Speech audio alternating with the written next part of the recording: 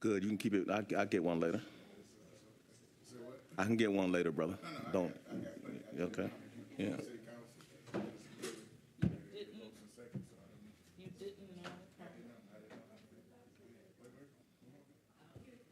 Former president of the city council.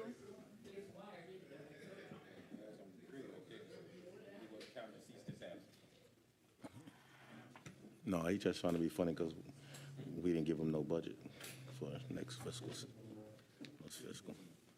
The charter.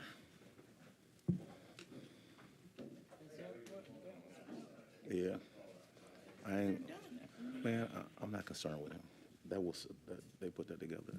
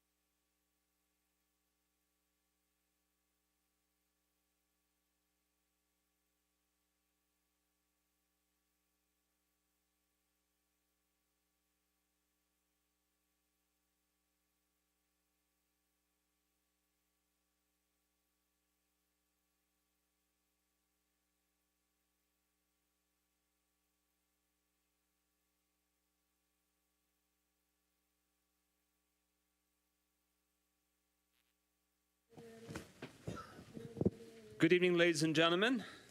If everyone's ready, we can call this meeting to order at 6:03 p.m. It's the Tuesday, June 18th, 2024 City Council meeting. Bienvenidos and welcome to this meeting of your City Council. It's called to order. We give the floor to Councilman William Parker Jr. for this evening's invocation. Thank you, sir, and good evening, everyone. This evening, our invocation will be given to us by Minister Veronica Taylor of the New Springfield Missionary Baptist Church.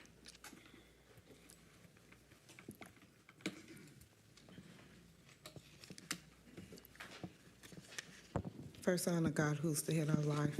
Would you please bow your heads? Father God, as I come humble as I know how, asking you to continue to take care of the city of Pontiac. Continue to take care of all the neighbors in this city, even the leaders that's going on and across this country. And everything that's in this world, Lord, let them learn that you are God. And let this meeting be very, very prosper. In Jesus' name, amen. Amen. Please rise for the Pledge of Allegiance to the flag of the United States. I'm doing fine. Good to see you recovered. I pledge allegiance to the flag of the United States of America and to the republic for which it stands, one nation, under God, indivisible, with liberty and justice for all. We now, as a community, join together for a moment of silence. We want to share the names of those community members who we've learned have recently passed away. Zeniette Boyce, Dale DeBose, Mike Donaldson, William Ford, Robert Jeter Jr., Larry Golden, educator Dorothy Grant, Carol Green, Brianna Hall, Mona Hatfield, James Howarth, Betty Johnson, Mary Marion Nevens, Lucille Poff Thompson, Dorothy Redmond, Donald Russell Sr., who will be taking up a resolution this evening as he was a Pontiac police officer and Oakland County Sheriff Deputy. A.J. Skeens, Yvonne Slight, Harley Stevens, Joseph Stimage, Betty Twyman, and luckily, to my knowledge, no one that has passed, but we want to hold in this moment of silence also those victims of gun violence, the shooting at nearby Splash Pad in Rochester Hills. We send our thoughts, prayers, and well wishes to the victims of that heinous crime. Please join us as a community for the moment of silence.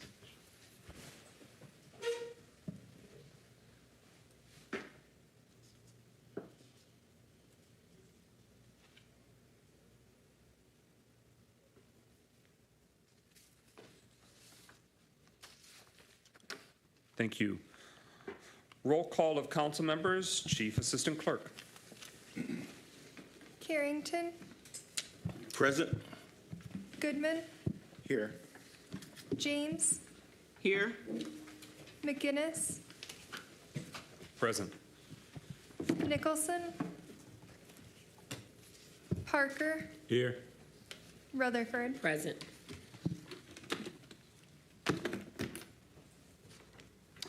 All right, with that, quorum is established. Is there a motion to excuse Councilman Nicholson from this evening's meetings for personal reasons? So moved. Moved by Councilman Rutherford and seconded by Councilman Goodman, and we hope he feels better swiftly.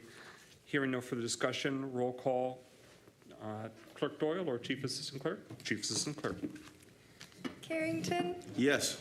Goodman, Yes. James, Yes. McGinnis, Yes. Parker, Yes. Rutherford. Yes. That motion carries. The council members excused. Is there a motion to approve this evening's agenda? So moved. Is there a second? Support. Moved by Councilman Rutherford, seconded by Councilman Goodman to approve this evening's agenda. It's now before us. Are there any amendments, corrections, clarifications? Hearing no discussion, roll call. Chief Assistant Clerk. Goodman, Yes. James, Yes. McGinnis, Yes. Parker, Yes. Rutherford, Yes. Carrington. Yes. All right, that motion carries and the agenda is approved. Is there a motion to approve the consent agenda? So moved. Support. Moved by Councilman Rutherford, seconded by Councilman Parker. 3 items in tonight's consent agenda. It's the City Council meeting minutes from June 11th, 2024.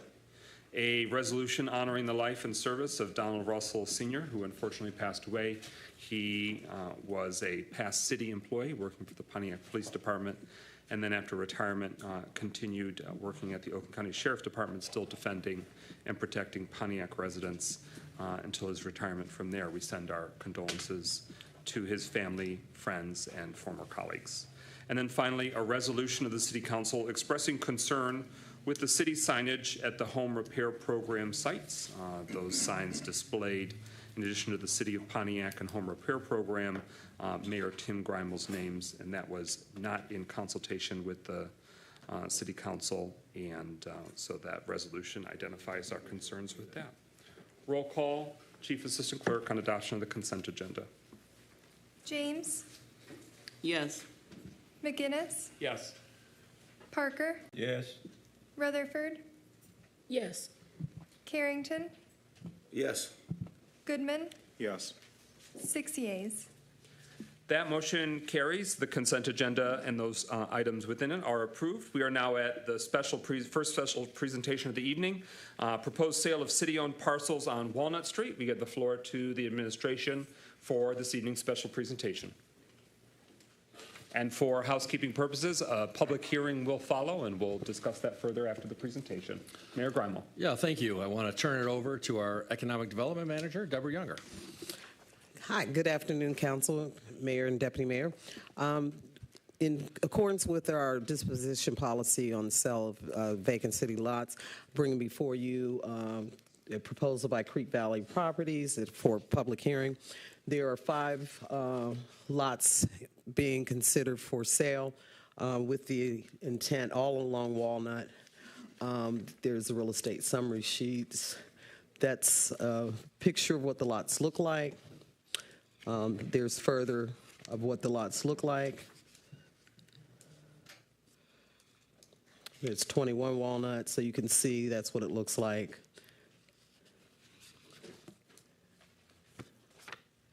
29 Walnut, looks like, and 33 Walnut. So basically, what the developer is proposing, which is Creek Valley Properties, is to build 4 houses on the 5 lots. We need 5 lots for the various setbacks and requirements for garages and other things. This is an example of the house, one of the types of houses that's being proposed. Another. So those are examples of the houses. The houses would be for sale. Approximately $175 to $235 would be the sale price, depending on the model and the various accoutrements that would go with the house. So the developer, I believe, is here. Not yet. So for discussion, again, this is, he has shown evidence of financing that he could move forward with this project moving forward. So tonight is to present that and to have a public hearing on and discuss the proposed project. Okay, and so for this special presentation, some clarifying questions from council members. What is the sale price for each of the parcels? The sales price is $1,000 for each of the parcels. We've been selling for affordable housing redevelopment. We've been selling the parcels $4,000 each, so that we can spur redevelopment and housing development on those parcels. Okay, and are any of these parcels on the same side of Walnut as Rotary Park? No. Okay. All right. Any other discussion or clarification before we, Councilman Rutherford? Just for clarification, if the individuals do not build the houses in the timeline, is it in the contract that they return the property to the city? Correct. That's already in the document? Yeah, it's in the documents. And at this point, I typically have the public hearing, and then I'll bring back the purchase and development agreements at a later council date.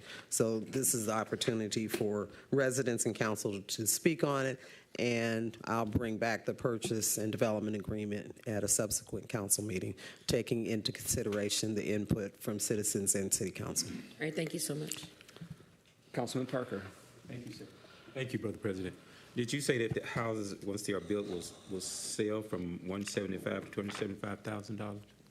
$175,000 to $235,000 is what's being projected at this point. Yes. I'm sure they did a survey. Is that the going rate for the houses that's already in that area? Yeah, it's more than the current houses in the area, but I think it's reasonable with some of the sales we've seen of other houses around Pontiac. It's fairly, most of the houses we're seeing are in excess of $200,000, a few sales that we've seen going forward. So I've been working with the developer to get them some houses below $200,000, and hence we do have a couple of models that would sell around $175,000, so that they'd be more affordable. Any further discussion? Okay. So we're talking about 5 parcels of land on Walnut Street in the city of Pontiac currently owned by the city of Pontiac. Correct. The city charter requires that there be public hearings and that an act of council authorizes the sale. So Councilman Rutherford asked that it would revert back to the city if they don't build and develop as they proposed. Correct. We put that in all of our purchase agreements. Okay. All right, and again, this is not on the council agenda tonight for a final decision. And so hearing nothing further from the special presentation or council questions, I'll stop that. And I'm going to call this public hearing to order. Individuals can speak for up to 3 minutes for one time, and all questions, feedback, concerns related to this topic are welcome. If you start talking about the price of tea in China, we'll have to rule you out of order because we're required for the public hearing to be related to what's proposed. And we welcome all community members weighing in. So with that, the public hearing is opened at 6:16 p.m. If there are any community members who wish to speak, you'll need to identify your name and address.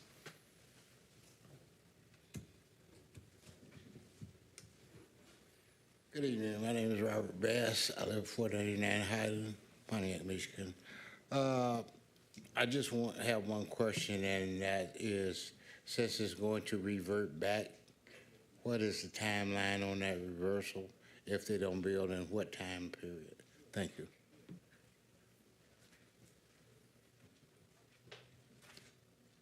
Other individuals who wish to speak during the public hearing? Going once, going twice, not yet, but sold, but closed at 6:17 p.m. And Manager Younger, if you'd like to offer that information. Sure. We're proposing a 2-year timeline. Typically on one house, we would do 1 year. Because we're doing 4 houses, we're recommending the 2-year time period. All right, so that concludes the public hearing. We had the special presentation. So the potential sale of these city-owned parcels on Walnut Street will come before the City Council at a future meeting. All right, we're now at number 3 on the agenda. It's our second of 2 special presentations. Similar to before, it's the administration's opportunity and the applicant's opportunity to provide information to the city and citizens about a potential sale of city-owned property. This is a former school, the Purdue School at 25 South Sanford. You're looking at a visual there a little bit of South Sanford and Chandler, South Sanford and Pike, in that vicinity. And with that, for the special presentation, we'll give the floor to the Mayor and Administration. Thank you. We're really excited about this opportunity. It would both make sure that the former Purdue School site is put into productive hands so that it's no longer a blighted site, but also make sure that more housing is built in the community, including more affordable housing. So this is a really exciting opportunity that accomplishes a couple of important goals. And with that, I'll turn it over to our Economic Development Manager, Deborah Younger, to get into the details. Thank you. Again, as the mayor said, this is, we're proposing entering into an option agreement. This is a joint venture between Scenair Solutions and the Pontiac Housing Commission. Scenair Solutions is what we call mezzanine developer, meaning that they develop. They also can provide financing. They are a CDFI, a certified financial institution by the U.S. Department of Treasury. They have successfully built projects all over Michigan. Their headquarters is in Lansing, but they have 5 offices throughout the Midwest. They've done billions of dollars in development. And we're excited about the collaboration between Scenair and the Pontiac Housing Commission, which you're all familiar with the commission. So these are some of the highlights on just from 2023. They developed 116 units, and all of this is in your packet, so I'm not going to spend a lot of time on it. They invest in people, places, and transforms life through finance and development. And so what's unique about them as some developers is that they actually are able to provide financing on some of their projects. And this is just some of the things that they do: urban planning, development, and they also they partner often with smaller entities or larger entities like the Public Housing Commission. So they partner and allow them to gain some of the development experience that a much more experienced development has, and create a team so that projects can be performed once they leave a community with that nonprofit partner that they're also working with. So again, here's a picture of Purdue. What is being proposed is senior housing. They're still just beginning to look at the architecturals and environmentals, and looking forward to applying to MSHDA October 1st for financing. There's discussion on whether they're going to keep the building or part of it. That's part of this option period that we're proposing. That's an aerial view of the site. And we have a representative of Scenair Solutions here. She'd like to join me at the podium. Lily Gonzalez is representative of Scenair Solutions. And I'm putting you on the spot. No, go ahead. Good evening. Thank you for having me. I'm here to answer any questions or maybe expand a bit more. Councilman Parker. Thank you, Brother President. Pursuant to the property being sold, how many units are you planning on putting there? So right now, we are looking at somewhere between 44 to 55 units of senior housing, 1 and 2 bedrooms. Okay. And will these be purchased, or are they for rental? For rental. Pro Tem Carrington. Thank you, President McGinnis. So you plan to redevelop the site, not necessarily demolish the site? So that is an option that we are pursuing, looking into the conditions of the building. We have to work the models and see what makes more sense in terms of rehabilitating the building, adaptive reuse, if we could get historic tax credits. We're speaking with the historic architecture consultant on that. If not, then the building would be demolished and we would be doing new construction, excuse me, which would provide on the higher end of the 55 units. We're also restricted on the existing building footprint with what could be built. If you do go historic, then there's some restrictions there. So that's where we're. All right, thank you. And a follow-up questions. So, Manager Younger, can you share with us the terms of the proposed sale? And again, what will be before City Council is an option, correct? Can you break that down a little bit more? Correct. What we're proposing is an option for 1 year to allow them to do the environmentals. The site needs to be rezoned. We're preparing for it to go to the Plan Commission for rezoning. And also to let them secure financing. So we'd enter into an option agreement for 1 year to pursue financing and do the environmentals and make a determination whether it's demolished or whether they're going to use existing building if historic tax credits are going to be available for the project. The first opportunity that this would require MSHDA financing, the first opportunity for them to go before MSHDA would be October 1st.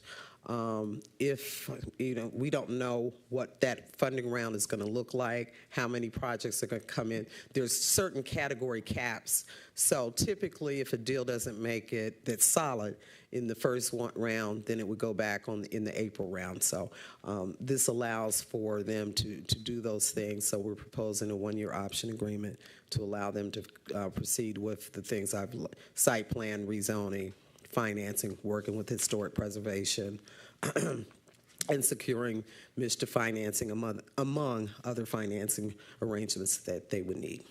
Ultimately, as we pursue this, we would come back to council, just like we would do with a final sales and development agreement. What is the price or value for the option to sell? We have not done a full value. Typically, this might be where we typically stay with the $1 purchase price to make the project go forward. We don't have all of the numbers yet, so I can't make a recommendation as to what the sales price should be. Okay, I'm going to look at a fine-tooth comb with what the option spells out. I want the community to be aware there was a public hearing and a proposal that the administration brought about 6 months ago, maybe 7 months ago, so that way you're not caught off guard or it seems a little bit like deja vu, that a previous developer approached and proposed to the city that this be I believe, demolished a new construction workforce development site as part of a nonprofit. Can you update the council and the community about what became of that past public hearing that never came to a council vote? It never manifested with an actual proposal. That developer was proposing to demolish the structure. The demolition cost ranged from $1.4 million to $2.4 million at that time. the developer did not believe that they could make the deal pencil and secure the financing given the high cost of demolition, which included remediation of the environmentals. Scenario Solutions has a stronger track record in these type of projects. They like to keep, if they can, keep a building and restore it, if possible, where most developers saw Purdue and they thought the best course of action would be to tear it down. I'm not saying that we will not ultimately come to that conclusion, but Scenario is also actively pursuing the possibility of preserving the property, which most developers that were looking at the site were not interested in preserving the building in any form. Okay. Thank you. Pro Tem Carrington, and then Councilwoman James. That's just a follow-up question concerning, so you stating that you haven't done a real estate appraisal on this particular property? No, I have not. So is the city planning on doing that? Because I understand that you want to redevelop it and promote, give a person opportunity, but I still think it's beneficial to us to have a real estate appraisal on this particular piece of land. Absolutely, and again, this is an option. We would ultimately come back with a sales and development agreement. But this is, in order to apply for the financing to go for rezoning and site plan, they have to have a commitment to site control.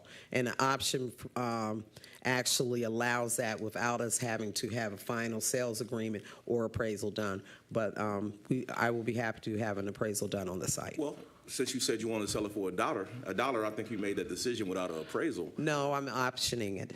An option is different than a sale. The option is for one agreement. What the option does is give them legally the ability to act as if they own it, but it does not give them the final sale of the property. So an option allows them to pursue the financing, the rezoning, and the things that I've outlined for $1. If, for whatever reason, they can't get the financing, the environmentalists say they can't do it, then it comes back to us, and we go to try to find another developer that's interested in the site. While they're doing those things, I will have the site appraised. All right, thank you. Councilwoman James. Yeah, that's what confuses me about the resolution is that I can understand the option, giving them the opportunity to be able to exercise the investigations that they need to do for the property. But this resolution includes two statements. One that says the City Council approves the sale of Purdue School for $1, and then the second says that we authorize the option for $1. So why are they both on there? Why isn't there just one statement that says we're approving the option?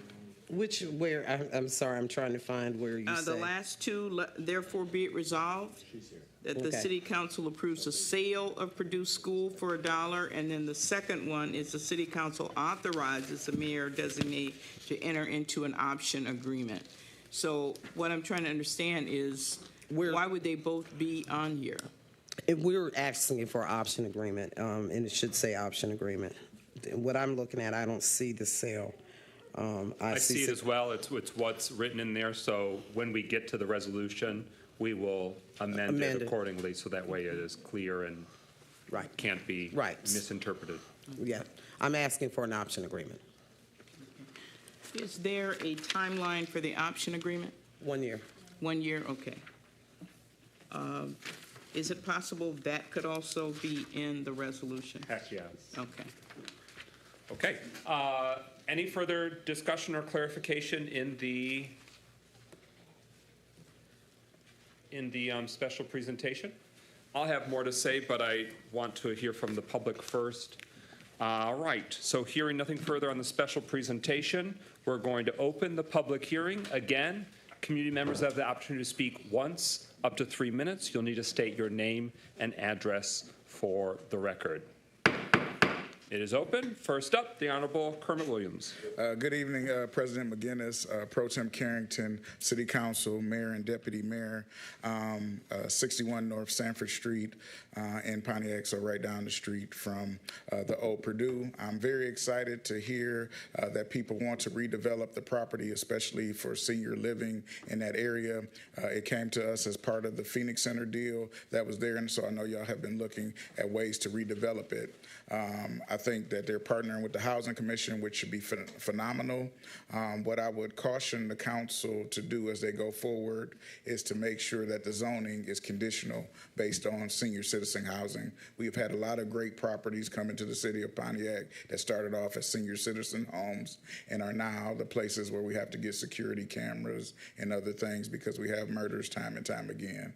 So if that property is to stay senior citizen, I think it's a phenomenal idea, and I would fully support it because seniors do need affordable housing, but I would make sure that in the options and the agreements that you do, that site stays for seniors only, and they're not able to do a bait and switch where they start off for seniors for 5 years and then move into housing for last resort for anybody like some of our other low-income housing in the city. So thank y'all so much, and I'm glad that somebody is trying to redevelop that site.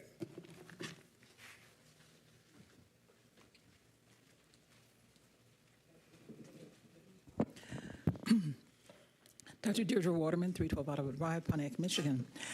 Senior housing is much needed in the city of Pontiac, and it's a great project for a unused abandoned school building, which is ideal for that kind of project. Supposedly that this building can be renovated, and it's not too far gone. But I would like to hear a little bit more from the Center people. They said they're mission driven. I'd like to hear a little bit more about their mission driven. I'd like to understand that, particularly because if we're going to option this and potentially give them the property to make the for not little or nothing in order to make their plan work, I'd like to know something more about why we should have the skin in the game, and I'd like to hear more about their mission and who they are and what they are and what their mission is for Pontiac. I'd like to hear that as well. And yes, this is a remnant of the Phoenix Center deal that the council approved as the way to fulfill the settlement agreement we have and not go back to court yet again about the Phoenix Center. And I thought that the Purdue site would be a good use of this, but we also want to make sure that it works well for the city of Pontiac, and I'd like to hear more about that.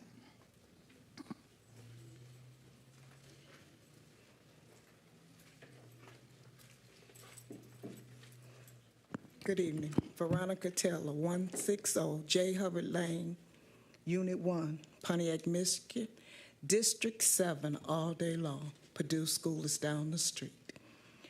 I'm all for recreating that in our district and cleaning up because I'm tired of seeing the building with windows knocked out and all that. I'm for all that. But when they get in there, I want a good management company that's not going to jack up this city and this company and these people in the community. I want somebody that's going to be in there working for our community and going to do right by us in the community.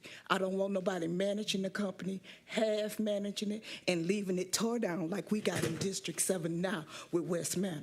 I want somebody in there that's going to represent the people of Pontiac all day long.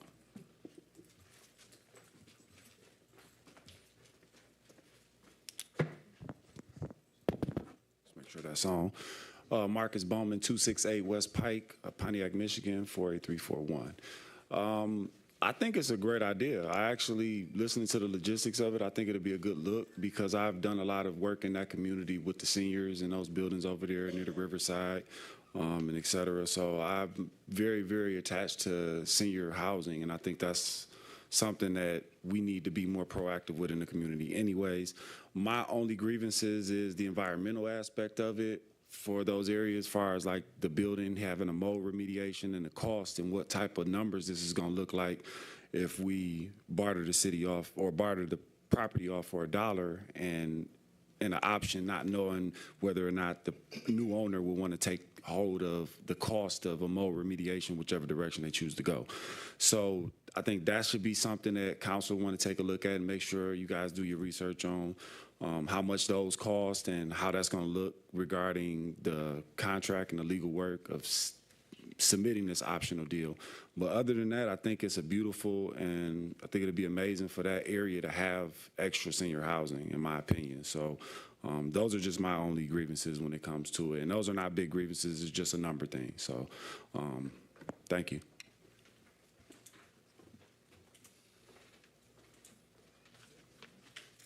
Good evening again. My name is Robert Bass. I'm President of Assistant District Council located in District 1.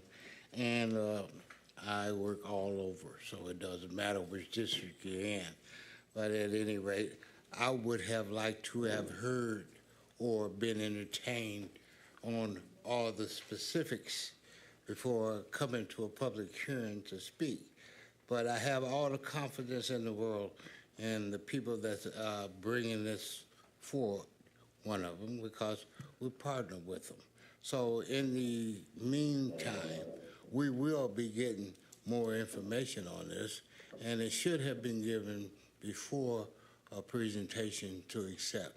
So with that, I say I support this moving forward, and I'm sure that we will be clarified of all the information necessary on whether this will be a good project or not.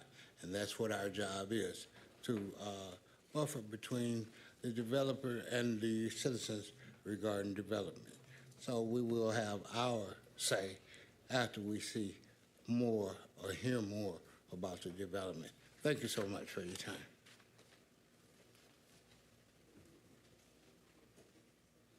Other requests to speak during this public hearing? Any other requests? Any other requests? Any other requests? With that, the public hearing is closed at 6:38 p.m. We move now to the next item on the agenda, which is a resolution to authorize an option agreement for Purdue School located at 25 South Sanford. The parcel number is 64-14-28-455-001. Is there a motion and a second to begin discussion? Is there a second? It's been moved by Councilman Parker, seconded by Councilwoman James, so the matter is now before us. Mayor, any further narrative or information as we begin deliberations? I don't think anything additional beyond what has already been shared. We do have our legal director here, Joanne Gurley, who may be able to shed some light on the wording in the resolution or the option agreement along with our economic development manager. Okay. So there are a few different lines of information that the council will need before we can even consider further, but since Attorney Gurley has started to make some motion, I'm going to ask the questions for you first.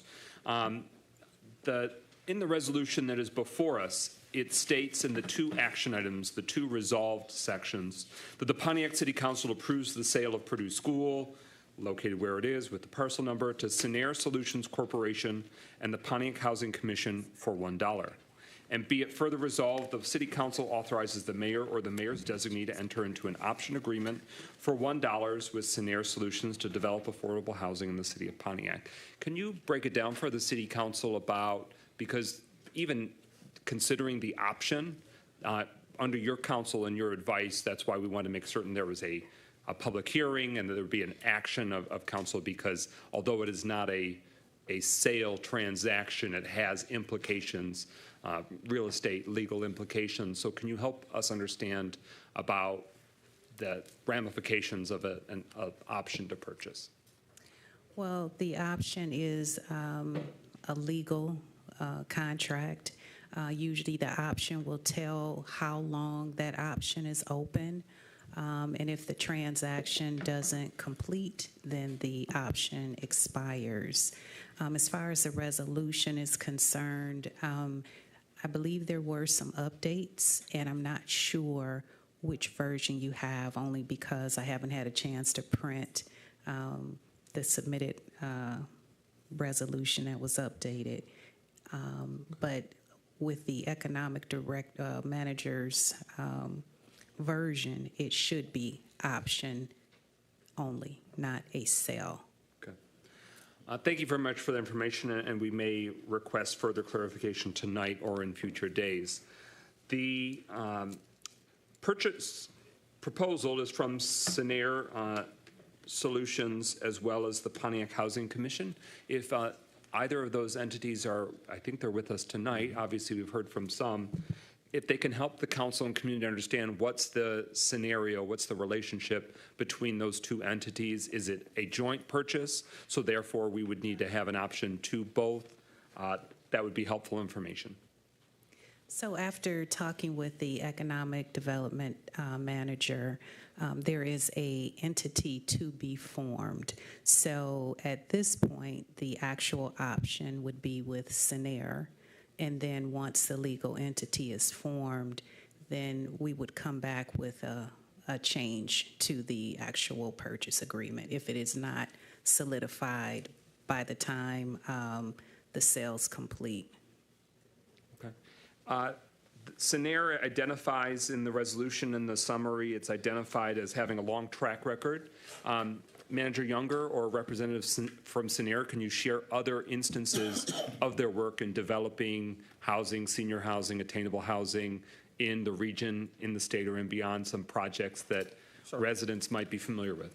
Yeah, why don't both of you join us at the podium, please? So we have Lily Gonzalez, who represents Scenair, and then Ahmad Taylor, the executive director of the Pontiac Housing Commission, are here. So hopefully they can address your questions. Okay. Sure. Ahmad Taylor, Pontiac Housing Commission, 91 Saginaw. I would just say, again, this is one step of a process, part of the QAP in accordance to MISTA's application. So we have to have some sort of site control just to begin the process, if you will, the begin environmental studies, then the market study, things of that nature. So this is one domino, I just want to say, if you will. This gives us the opportunity also join and meet with the community, stakeholders as well, and then come back to you guys for a collective package, if you will. So with that said, I'll introduce Lily, who's done this. This is their core business practice, senior development. So this is why we recruited them to come and actually take a look at the site and see if they can actually revamp it, maybe rehab it, or potentially new construction. We're leaning towards new construction, but we're relying on the experts, our architects, Jim Pappas, who also experienced in senior development, to give us that guidance as well. So with that said, I'll hand it over to Lily. Thank you. So some of our track record, I've been with the company 7 years. Scenair has been around for 30 plus years, so I will speak to my knowledge that I have that's 7 years. But in Detroit alone, in terms of existing schools turned into housing, there's Transfiguration School. That one is families, not seniors, but we did take, we worked also with a partner and rehabbed the school, and it provides now 100% affordable housing. We are currently under construction for another adaptive reuse of an existing vacant school in the Morningside neighborhood. It's called St. Matthew's. That one is going to be 42 units. That one's also family. And we are currently working on also Burbank School. It's also in Detroit. That one would be senior housing, somewhere around 68, I want to say, units. And that one is a little bit further along than Purdue in terms of planning, but not yet under construction. In Monroe, we do have senior housing. I believe it's called Monroe Towers. This is in Monroe, Michigan. I'm more than happy to provide a list of more properties. These are just the ones I can list off the top of my head. And I can't remember if there was another question, but I'm more than happy to provide a list and links to other properties and more metrics for city council members. Thank you for that, and I'm familiar with some of them, and I look forward to researching some more that I'm not yet familiar. How long has Scenair been in existence? Did it used to have a previous name and evolved? Yes. Or? Yes, it used to be Great Lakes Capital. Then the name switched to Scenair, and Scenair Solutions is the development arm of Scenair. We also do lending and have a title company as well. The funding that you're seeking to pursue with the state agency in terms of the fall round, can you share about the time necessity on when you need to have an option in hand? Is that something where, yes, that's the submission time, but you're trying to lock things in earlier for your application? Or meaning, is this the final night where this, if it is not voted on tonight, the world implodes? No, the world will not implode. The deadline is October 1st for the application to be submitted. Usually we prefer to have all documents 2 weeks before so that we have enough time to package the material and to review the material and make sure that, you know, all the T's are crossed, the I's are dotted, that every signature is in place. There's usually stuff that comes in, a signature missing or so forth. So 2 weeks before is our ideal timeline. So that would put us at mid-November, but, you know, and sooner better. The main reason that we were coming with the option agreement tonight is to take it to our plan commission. They typically want to see site control, but they could look at it and say subject to site control. So the reason we brought it forth today is so that it could get on the agenda for the next plan commission for the rezoning. Again, we could try to work with the Plan Commission and ask them to, if they're going to approve it contingent upon them receiving site control. But that was the reason we brought it today, to meet their deadline and the way the Planning Commission sets up so that it would all fall into line for October. Okay, thank you very much for that. Other discussion before I start proposing an amendment to the resolution? Okay. Well, yes, ma'am. Councilwoman James. Well, if they have a different document than what we have, then maybe we could just use what they have. But has anything been printed out of the changes that were made? Well, I can enlist the clerk's office. He received updated information on some items in the agenda, and that was what is before us this evening. So this is the most recent materials. This is the most, okay. Yes. Okay. But I just want to make these changes, and we don't have to necessarily vote on them tonight, but so that way we're starting on the same page. Yeah. So the amendment, the motion to amend would be to strike the first resolved and make just one resolved, which would read, therefore be it resolved that the Pontiac City Council approves the option agreement for $1 for no more than 1 year in duration with Scenair Solutions for the former Purdue School located at 25 South Sanford Street, parcel number 641428455001, and authorizes the mayor or the mayor's designee to enter into that option agreement. Is there such a motion to amend? I make a motion to amend. Support. It's been moved by Councilwoman James, seconded by Pro Tem Carrington, to consolidate into one resolved that speaks only to an option approval. Is everyone clear on what's before us? Without objection,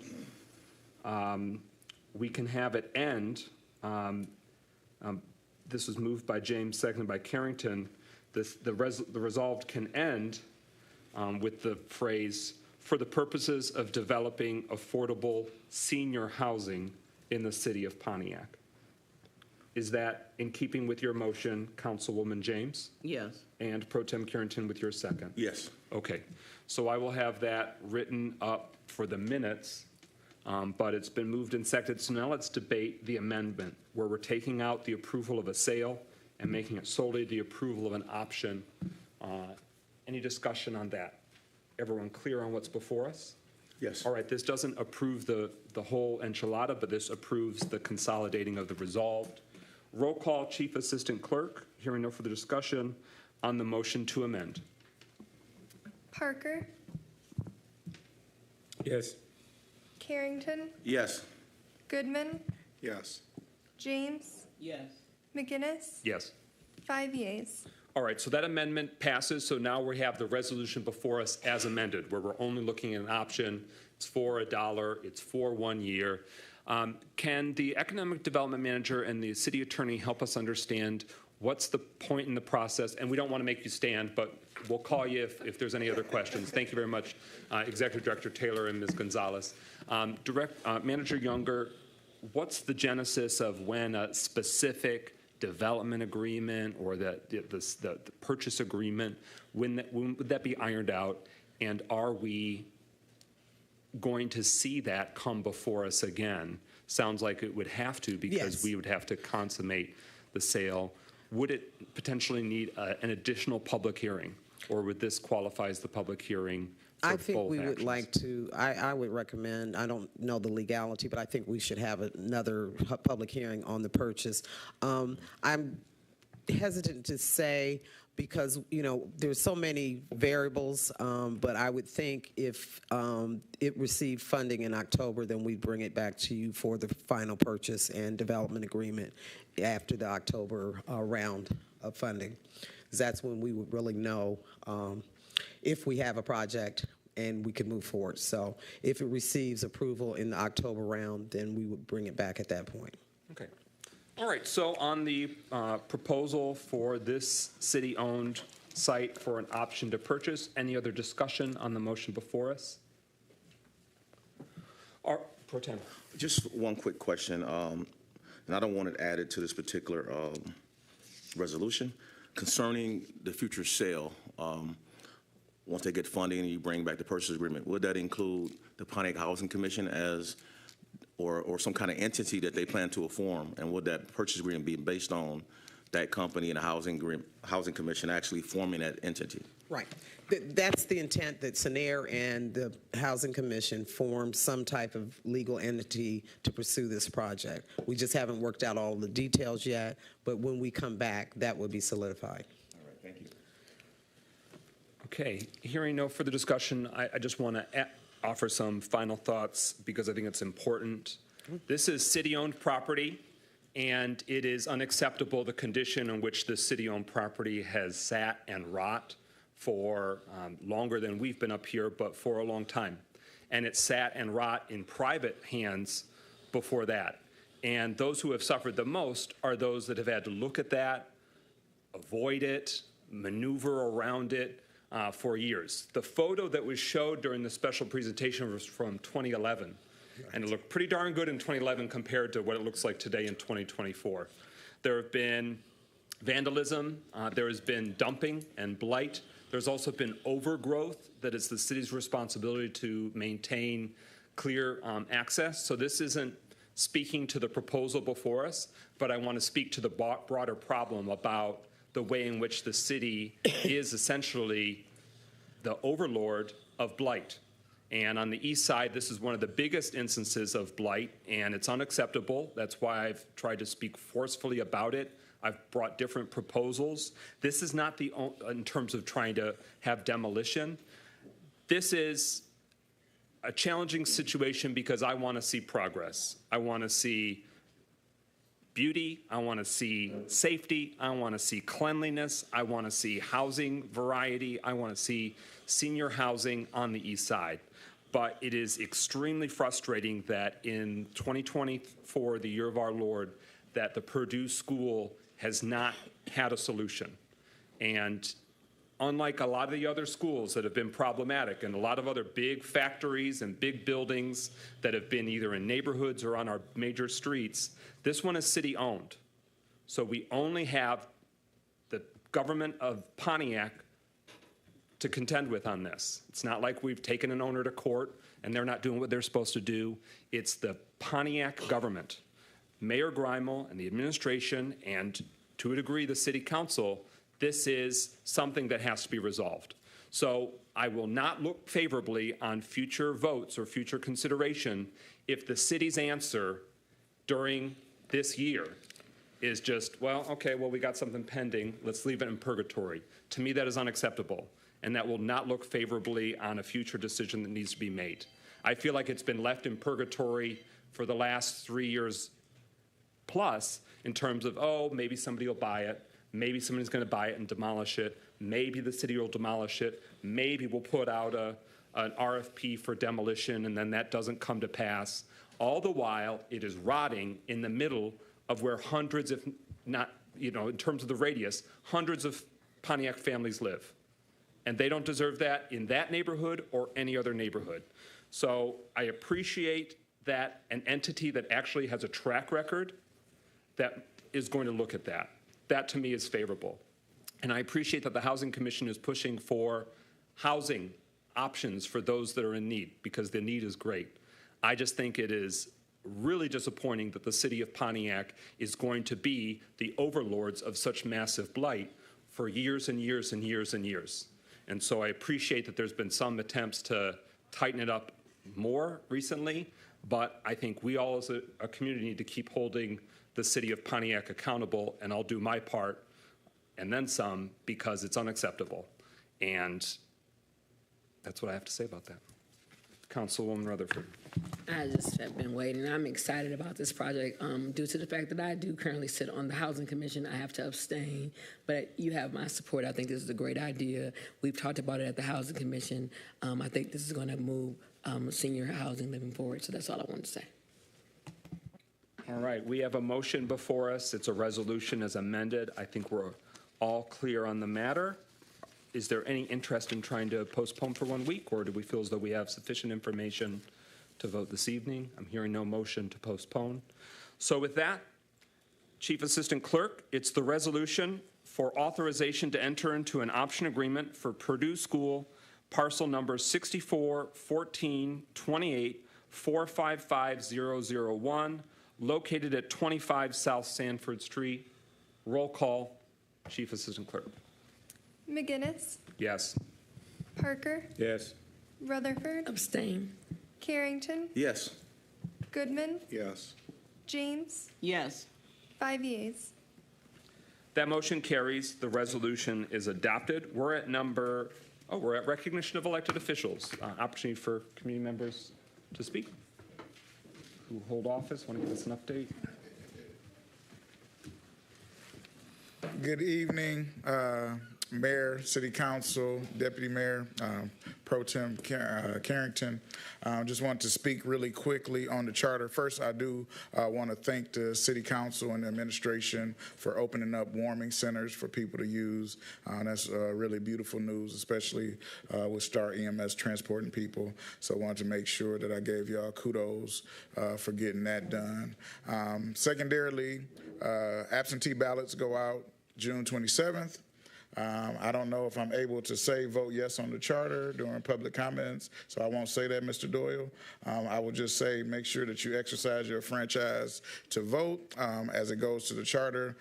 Do want to encourage, we put in $10,000 in the budget because if the charter is implemented, there may need to be communications with the general public on how that looks. So I want to make sure that the council knew why that was there. I was not able to make the council meeting. I was actually emceeing an event that day.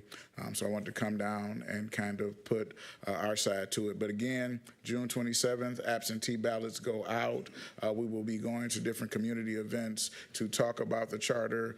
We voted at our last charter meeting to go to all of the district meetings. So if you would have us, we have 9 people that can come and we'll speak to your different district meetings and also the CDCs. But if you got a block club, a neighborhood picnic, I will show up.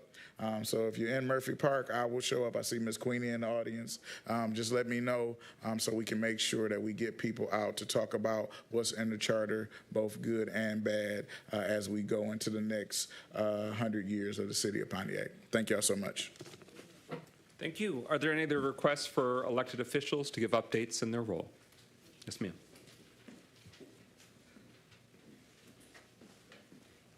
Good evening. I just wanted to first start off by telling you guys you're doing an amazing job, and the city feels the energy that shifted, so thank you.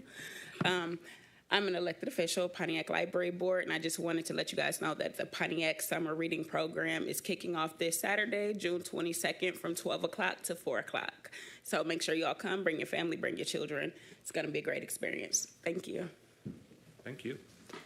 Oh, that's Angela Allen from the Pontiac Library Board. Any other elected officials that wish to give an update? All right, with that, we're now at agenda address. Pro Tem Carrington, any requests? Yes, thank you, President McGinnis. Dr. Deirdre Waterman.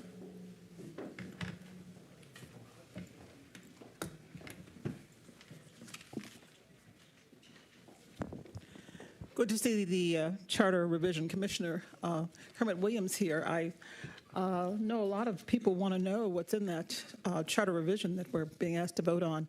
I did hear from some members of District 1 who were disappointed that the charter revision representatives who were supposed to be at their meeting this weekend didn't show up and didn't send any regrets.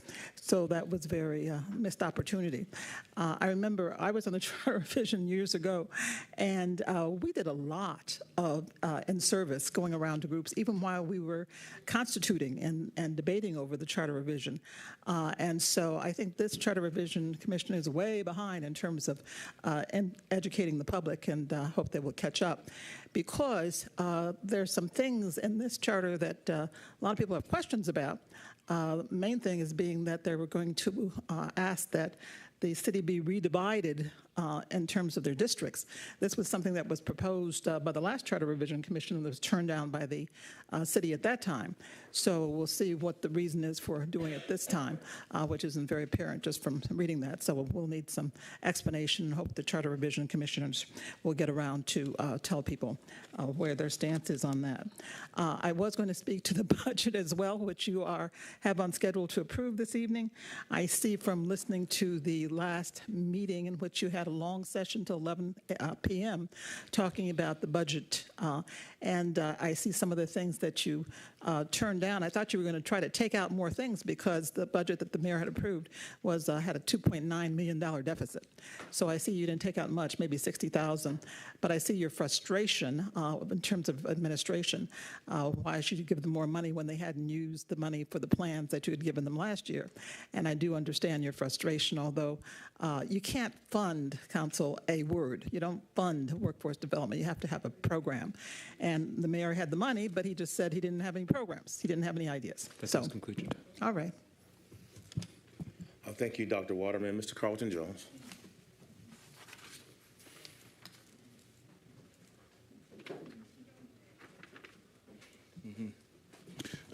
Good evening. I wanted to, number 5, we're talking about the appropriations of the budget. And I know I wasn't here personally, but I got a chance to look at council meeting last week. And I think it was the council, I think you did a great job in digging into that whole area of workforce development. And I'm hoping that at some point, whether it's ARPA dollars, the general budget, that we will see the value of us trying to do the right thing with workforce development. Now, what I'm finding out is that most people don't know what that is.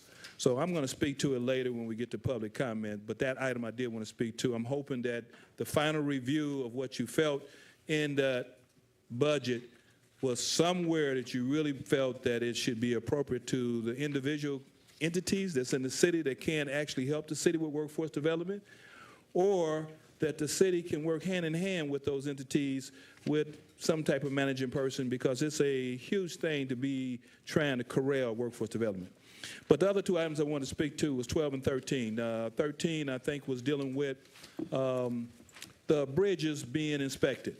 Now, I need some clarity just to understand, is this an annual thing that we have bridge inspections? Because it seems as if though we had went for a long period of time without bridges being inspected.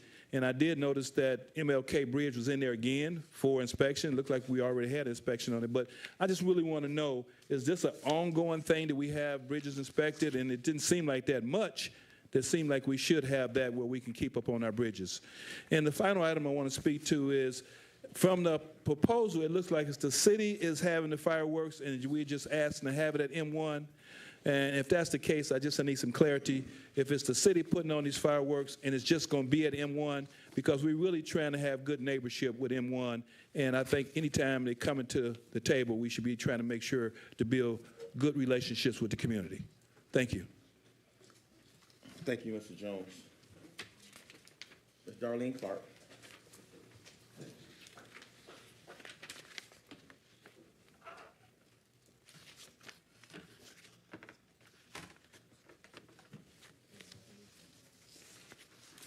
Good afternoon, Council and Administration. I'm here because there's a little lack of confusion that needs questioning, or there's question asked about the budget. After hearing that, Mr. McGinnis, what you said last week in your closing argument, that you first you do work for the people of Pontiac. You were elected by the people, but you made a comment that's very confusing. What the administration said that you would by his lead. The question that the residents are asking, why would you as council go by the administration lead when you're supposed to tell the administration what you want and expect? Please make clarity on that. And Mayor, could you please make clarity also, you have your deputy mayor who's supposed to represent you, Mayor, doing financial. Also, he's over the budget. Please give clarity to the people, how is he double dipping in a situation concerning the budget and being the deputy mayor when we don't have a financial person to address that. Now, his title is not financial lead. His title is deputy mayor. So please get clarity to the residents. Thank you. Thank you, Ms. Clark. That concludes agenda address. Okay. That concludes agenda address. The question was just posed in terms of my closing comments last week. If I'm recalling correctly, it would be referencing, I was explaining the limitations of the legislative branch versus the executive branch. We can legislate, we can set the ordinances, we can budget, approve the budget, but in many ways that we are limited and handcuffed in terms of superseding or executing or implementing or spending. That's the challenge. So it creates this difficulty when we are trying to move the city in a certain direction. We have certain actions that we are allowed to take structurally, and some we must allow the administration to do, or prod them, cajole them, shame them, request. There are limitations. And so I hope that was the right one, right question that you were asking. I'll go back and see if I said something else that might have been confusing. But that was the frustration I was trying to express in my comments last week. Mayor Grimel, did you want to answer the member of the public's question in agenda address about finance director, deputy mayor, budget, the division of responsibility there? The term double dipping was invoked. Well, there's certainly no double dipping. The deputy mayor receives the salary for the deputy mayor, and he receives that salary only. So he's not getting any additional salary beyond that authorized for the deputy mayor. Even when we had a finance director, and we've had a couple of finance directors, the deputy mayor has been heavily involved in preparing the budget.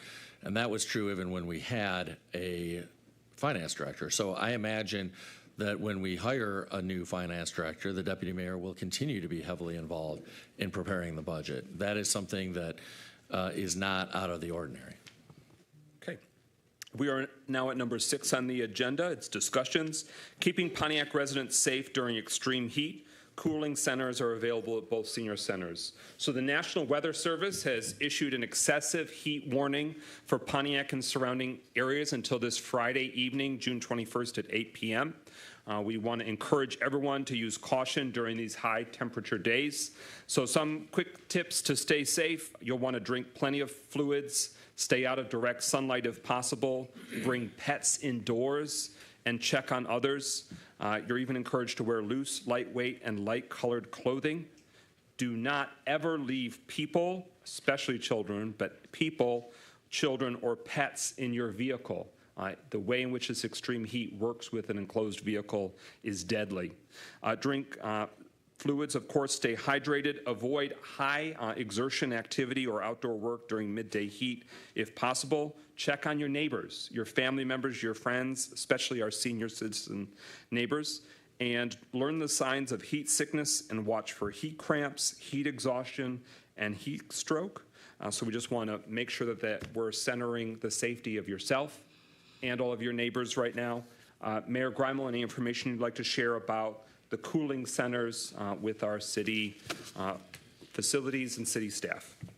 Yeah, I want to really thank those city employees who have volunteered to work overtime, not just in the evenings, yesterday, today, Thursday, and Friday, but also who volunteered to work overtime tomorrow on Juneteenth when the city is closed.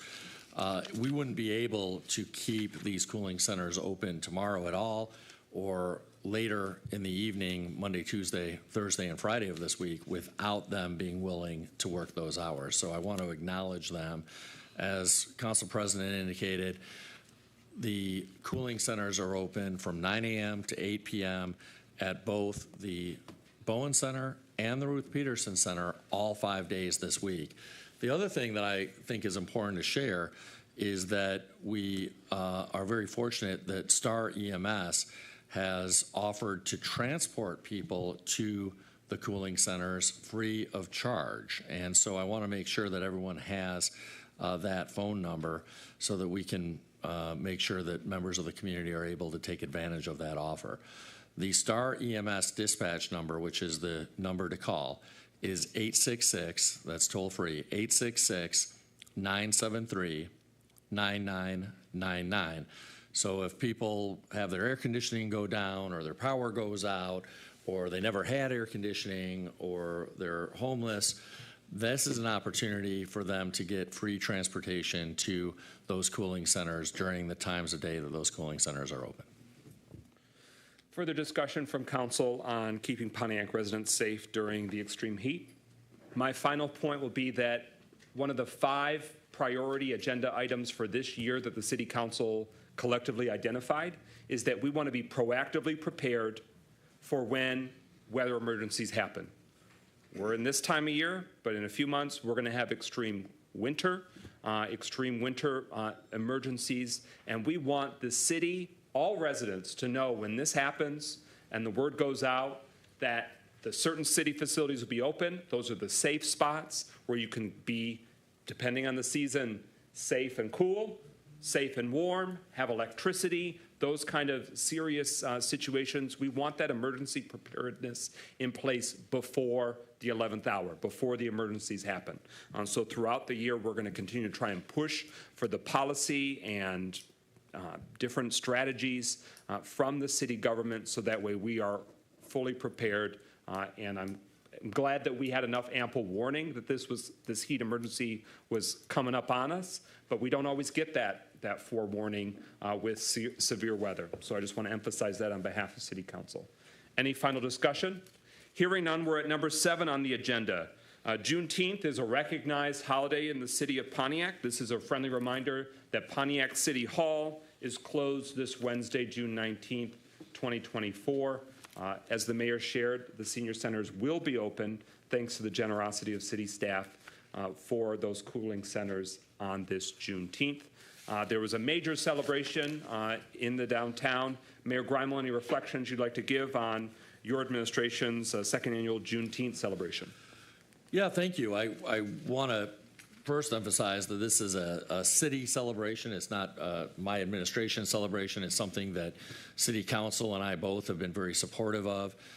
It took a lot of work to put this together, and I want to acknowledge our events coordinator, Robin C., and all of the hard work that she put in to facilitating this event.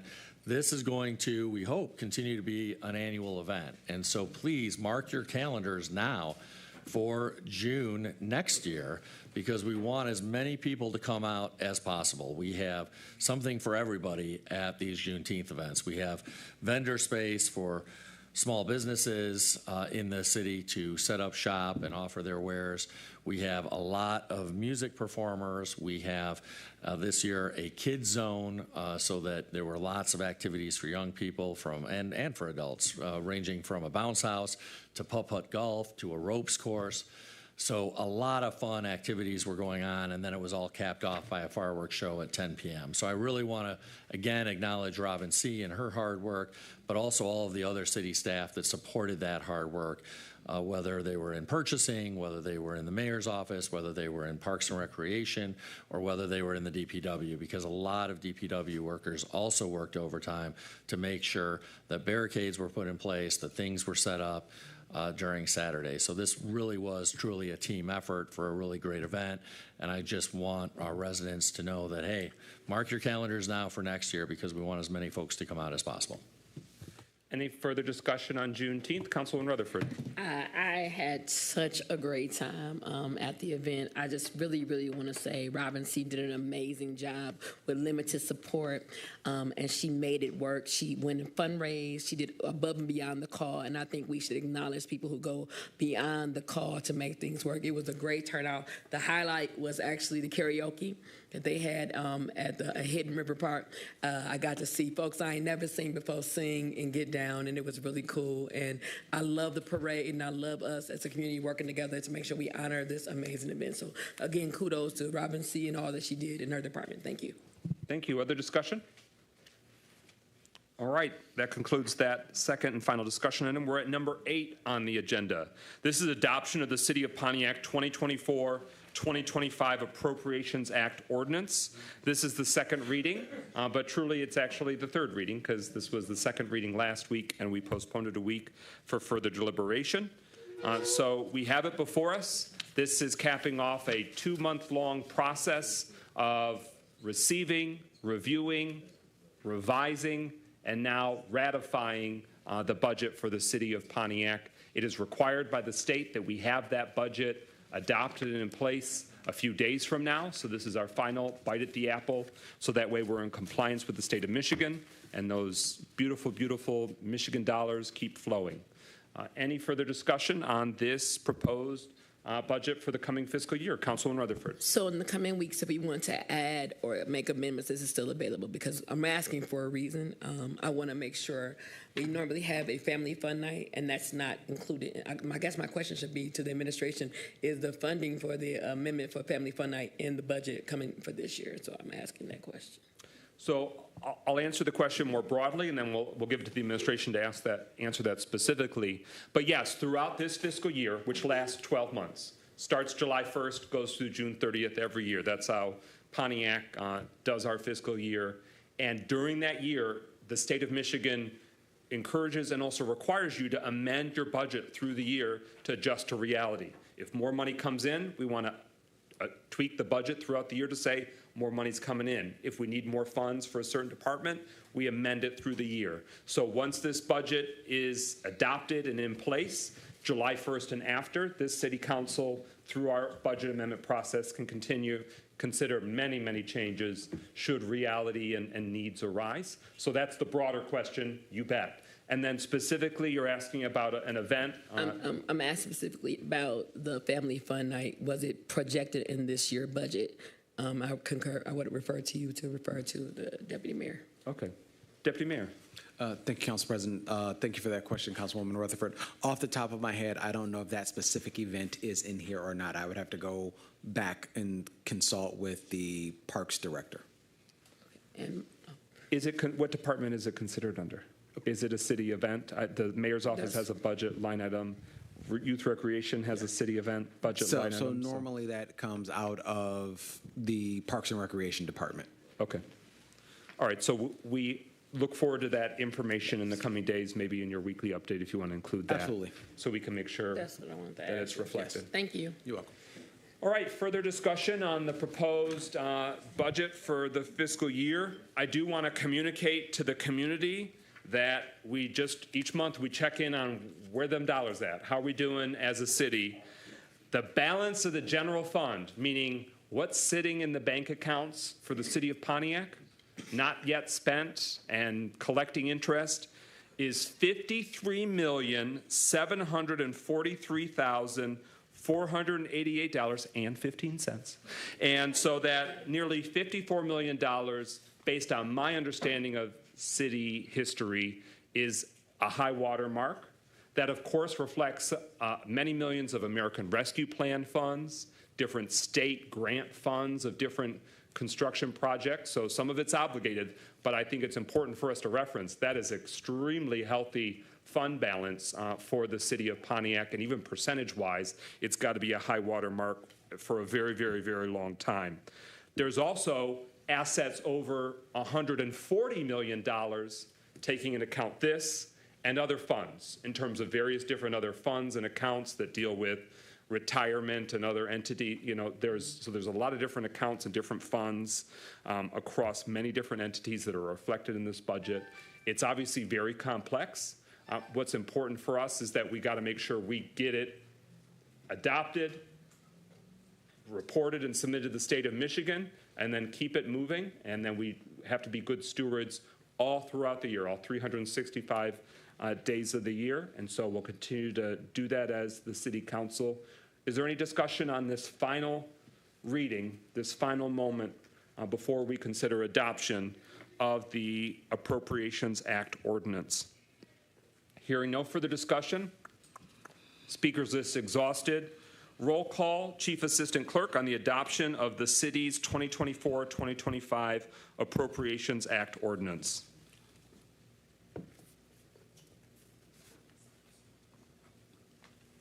Parker? Yes.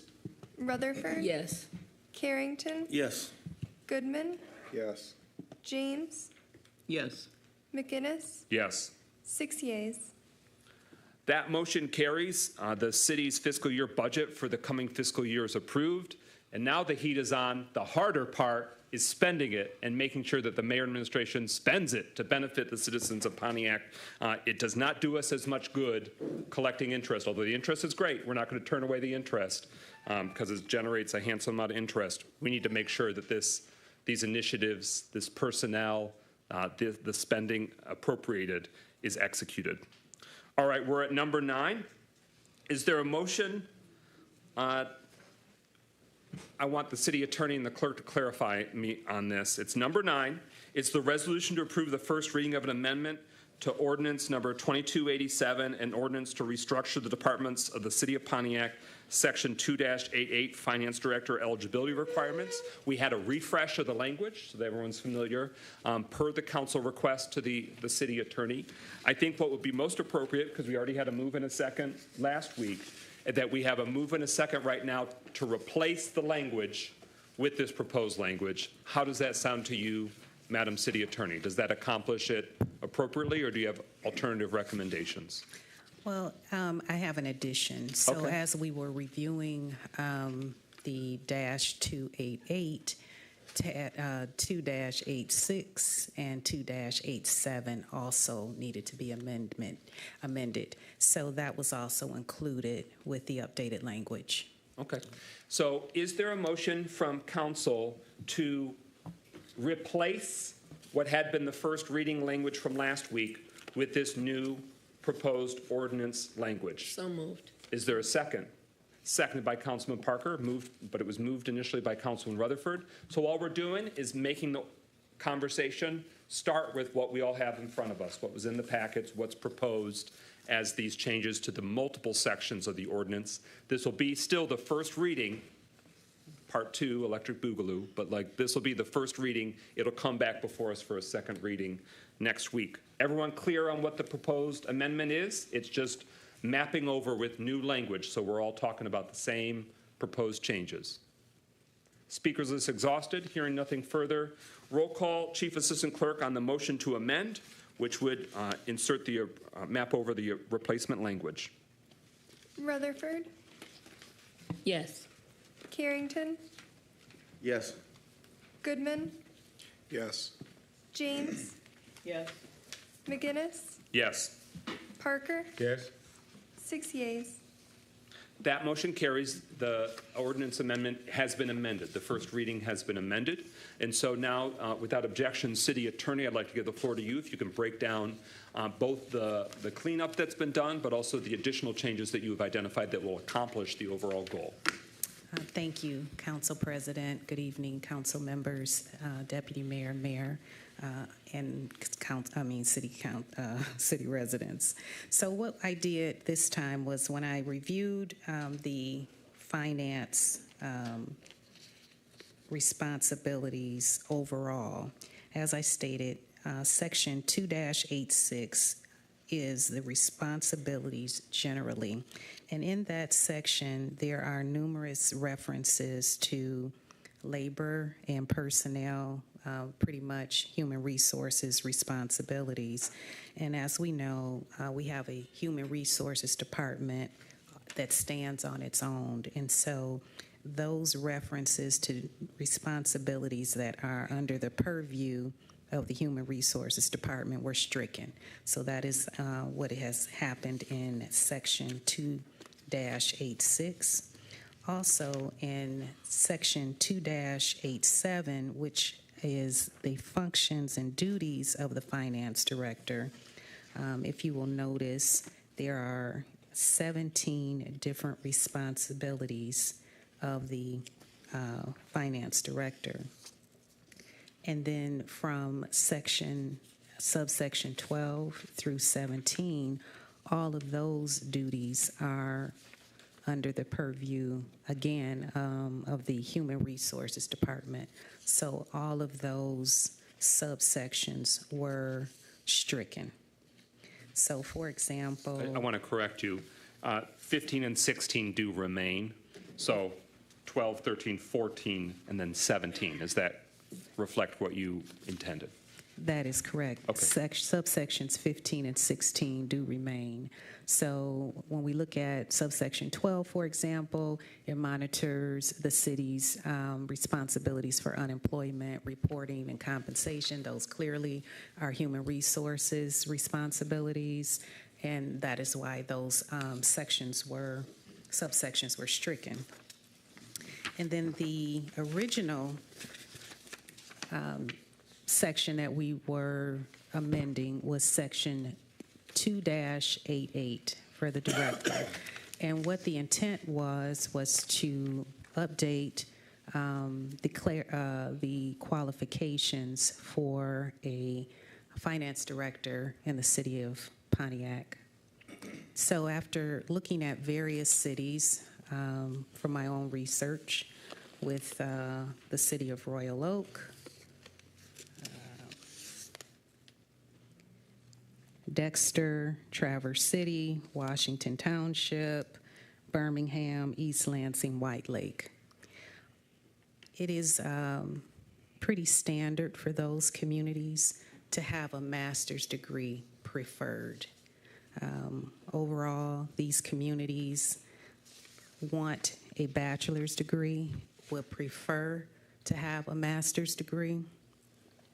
As it relates to having a master's degree, it is in the areas that we have, such as accounting, finance, public administration. But the amount of experience, even with a BA, pretty much was between 3 to 5 years. So what I propose and what is included in the updated language in your packet is that the finance director shall have a master's degree in accounting, business administration, finance, or public administration, or in a related field, to reflect your request that if down the line in the future there's some other area of study that would qualify a candidate to be a finance director, that we would include that. And at least 3 to 5 years experience in accounting, budgeting, and finance. And then 2 years experience in the public sector is preferred.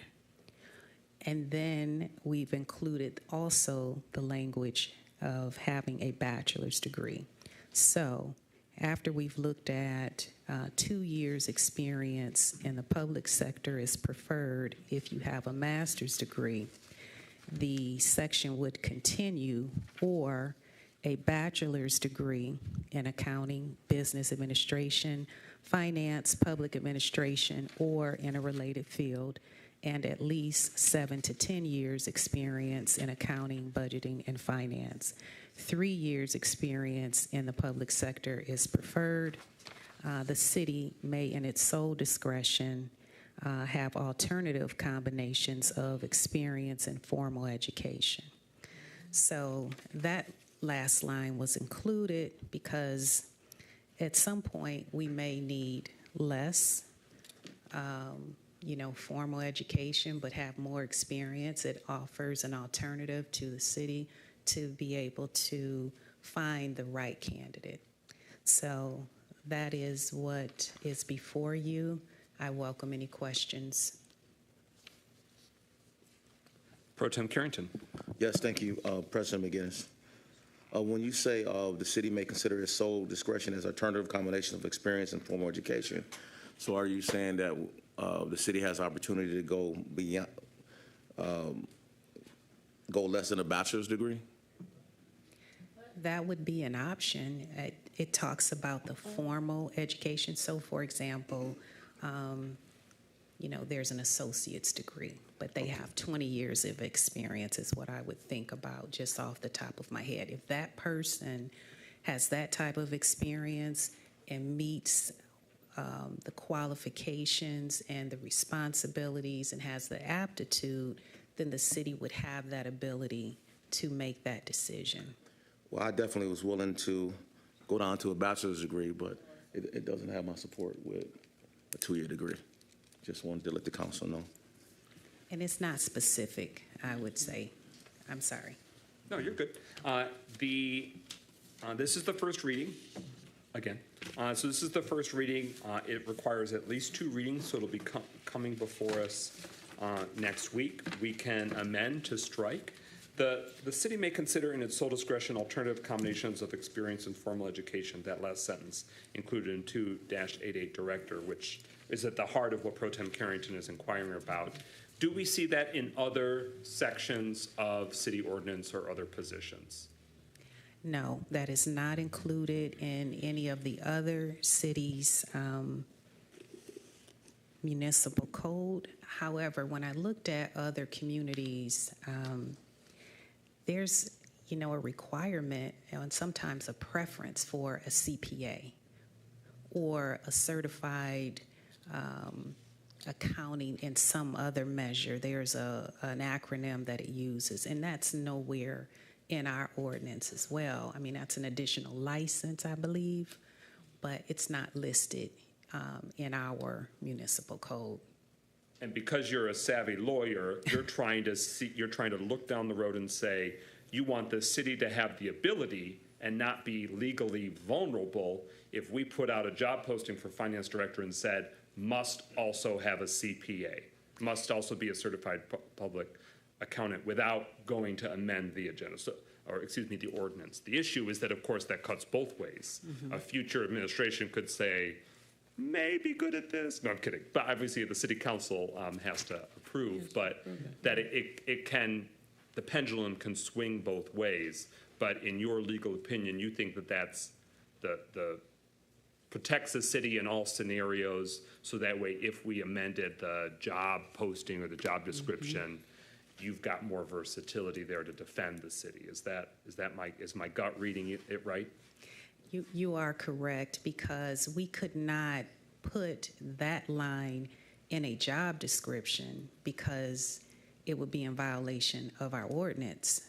If we're looking at a combination of formal education and experience as it stands now, you would have to go by, the master's degree, the certain amount of experience, or a bachelor's degree and the certain amount enumerated experience that's listed. You couldn't deviate. Okay. Councilman Rutherford is next on the speakers list. We can consider amendments, for example, striking that last line of that section tonight, or we can wait till next week. If I'm correct, we'd be in good standing to take that action either reading, correct? Absolutely. Okay. Councilman Rutherford. One, we should strike it tonight because we need to be clear and direct with what we actually want. 2, I'm really concerned as to why you don't want it to say a CPA. And you said earlier, so that I want to make sure I heard you correctly, that you looked at other cities. Which cities did you look at? So I can use that as a reference so that next week. And if you can give me those examples, like did you look at Bloomfield, Royal Oak? If you can name a few, how you looked at their ordinance compared to what our ordinance is. Right. I looked at Royal Oak. Okay. I looked at Dexter. Okay. I looked at Kentwood. Oh, no, I want to write this down. Oh, okay. Here it is. Go ahead, say it again. Royal Oak, Dexter, Kentwood, Washington Township, Traverse City, Birmingham, East Lansing, and White Lake. So, and my follow-up to that is, did you see a consistency with among all of those that led you to this? Because the reason why I'm asking is, there are certain different ordinances in White Lake, whereas there's different ordinances in Birmingham. So which one did you pull the most from? I guess that's what I'm asking. Well, I think I looked at the majority of them. The thing that I was particularly interested in was what was the annual budget for that community. So, for example, Birmingham, they had $155 million budget. I'm sorry, $117 million and 30 different funding sources. For East Lansing, I thought that they were closer to ours, but overall there seemed to be 3 to 5 years experience that was required for a bachelor's degree. The CPA designation was preferred across the board. Okay. Thank you. You're welcome. Is there a motion to amend to strike that final sentence? So moved.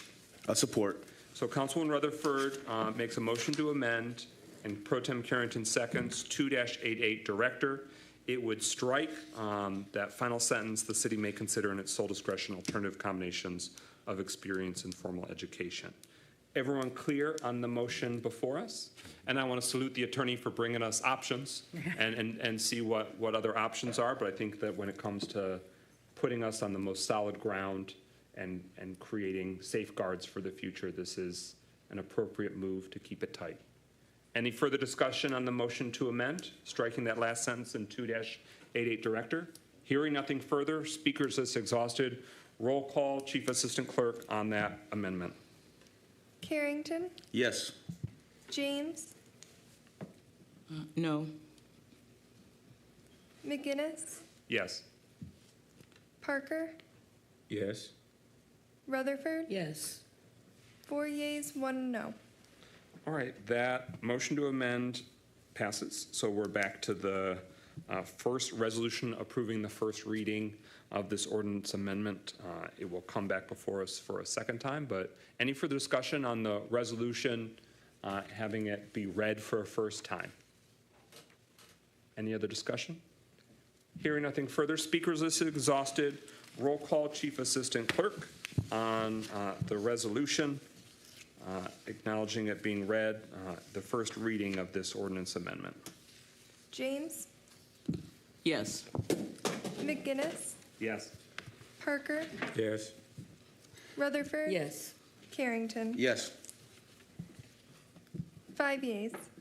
That motion carries. It's the resolution for the first reading has passed. We're now at the next item on the agenda. Thank you, Council.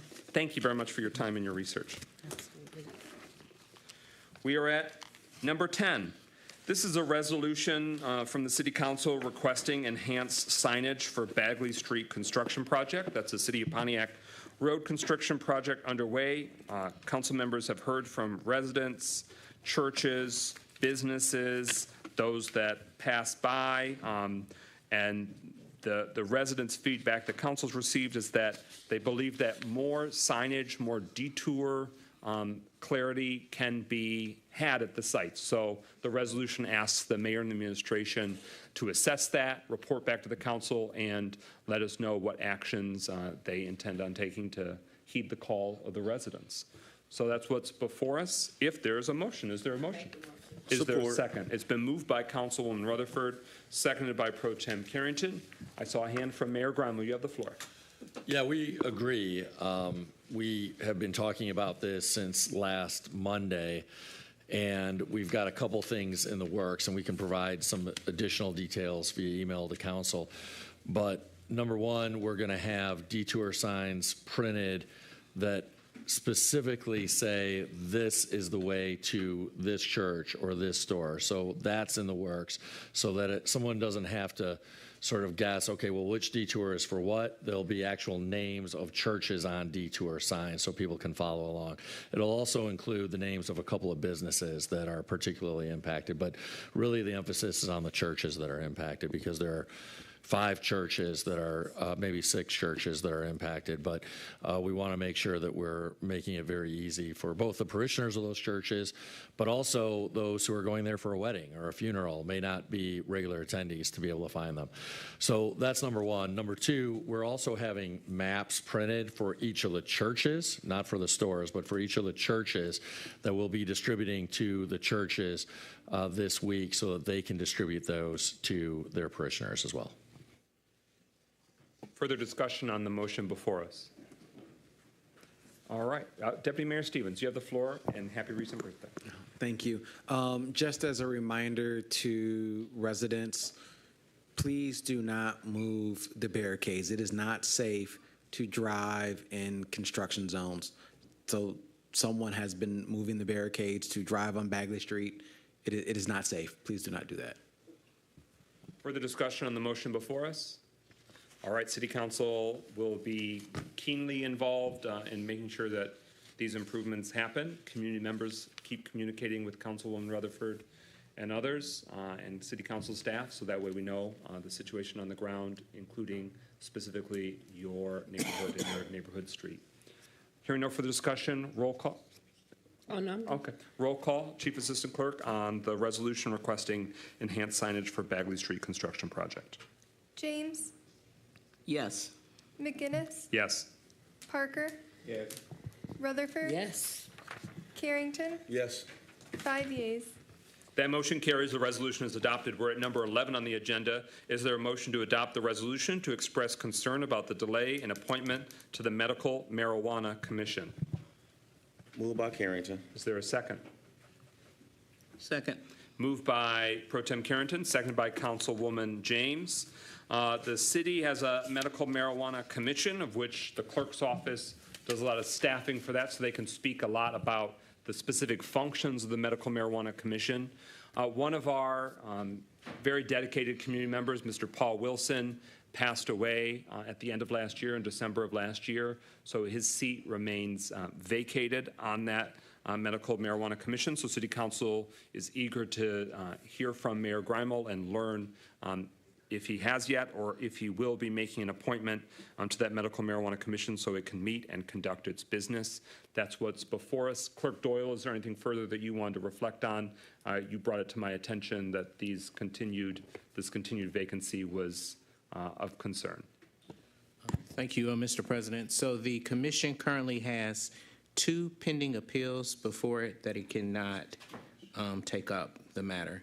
And it has an effect on the adult use ordinance, because if you got conditional approval, then you get some additional points. So it is important that this vacancy gets filled as soon as possible. Thank you. And the resolution documents the instances in which the clerk's office was seeking clarity and an answer from the mayor and administration. Any further discussion on the motion for us? Mayor Grimel. Yeah, I just want to acknowledge that everything that's been said is accurate, and this is really important. It's not easy to find people who are willing to serve and wade through the voluminous paperwork involved. We had a couple of people resign who were appointed previously specifically for that reason. They said, hey, I didn't know I was signing up for all this.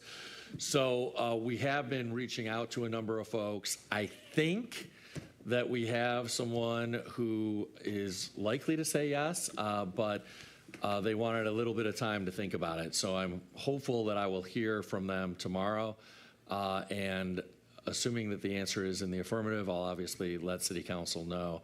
that that's the case. But this person would be great. They would certainly be excellent at wading through the voluminous written material, and they're people, it's a person of high integrity, someone who's very thoughtful and deliberative. So I'm hoping to have good news tomorrow, to make a long story short. Okay, and many boards and commissions, there's a city council function. Some the city council appoints solely, some the mayor appoints, the council approves. My understanding is that this medical marijuana commission is solely a mayoral appointment. Is that your understanding as well, Clerk Doyle, or will it require council action? Initial appointments do not require council action, only reappointments would require council. Thank you for that clarity, but based on tonight's conversation, I'll add it next week on the agenda as a returning discussion. So hopefully we can have some clarity for the community on whether the mayor has satisfied that appointment task. Any further discussion? All right, hearing nothing further, roll call, clerk's office on the motion to adopt the resolution expressing concern about the delay in appointment to the Medical Marijuana Commission. McGinnis, Yes. Parker, Yes. Carrington, Yes. Goodman, Yes. James. Yes. 5 yeas. That motion carries. The resolution is adopted. We're at number 12 on the agenda. Is there a motion to adopt the resolution stressing the urgency of a Housing Commission vacancy appointment? Support. Moved by Councilman Parker, seconded by Councilman Goodman. This is a new vacancy, but still it greatly impacts the ability of the Housing Commission to function.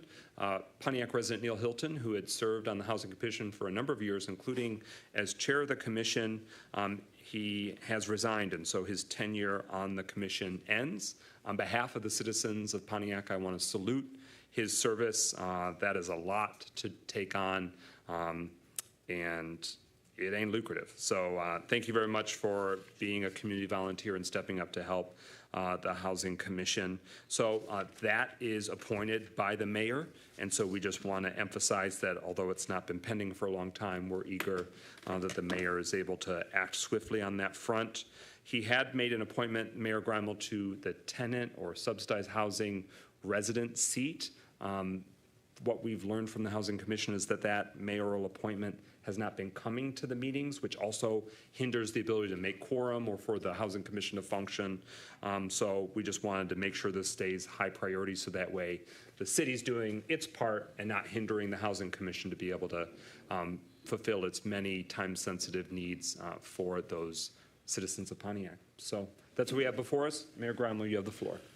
Yeah, I want to thank the individual who recently stepped down from the board. For 12 years of service is really pretty remarkable and amazing. The other thing that I want to mention is that the other appointee, the resident appointee, was dealing with some personal things, but has now re-engaged and has been in touch with the Pontiac Housing Commission, has been fully sworn in now, and was prepared to go to the meeting last week, but that meeting was canceled. So I'm confident she'll be at the July meeting. And I do, although I know that the recent resignation just occurred, 9 days ago or whatever it was, so just about a week ago. But I think we've got some good candidates who we can reach out to. Okay, thank you very much for that. I'm glad to hear that that resident commissioner has been sworn in. Any further discussion on the resolution before us? Hearing none, roll call clerk's office on the resolution stressing the urgency of the Housing Commission vacancy appointment. Parker, Yes. Carrington, Yes. Goodman, Yes. James, Yes. McGinnis. Yes. 5 yeas. That motion carries. The resolution's adopted, and he was here earlier, but I want to acknowledge the Executive Director of the Pontiac Housing Commission who is with us tonight. Happy recent birthday to you, sir.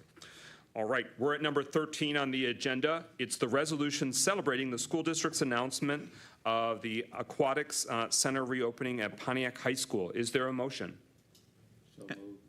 Second. It's been moved by Councilman Parker, seconded by Councilwoman James. So this is before us. This is exciting news for the community. The City Council want to acknowledge the school district of the City of Pontiac for this recent announcement and the 7-0 vote from the Pontiac School Board. So really it's just a celebratory point. Want to make sure that the word got out to the community. This obviously has big implications for recreation, for athletics, for education, to make sure that the children and families of the Pontiac community can benefit from being strong swimmers, being safe, taking part in aquatic-related athletics.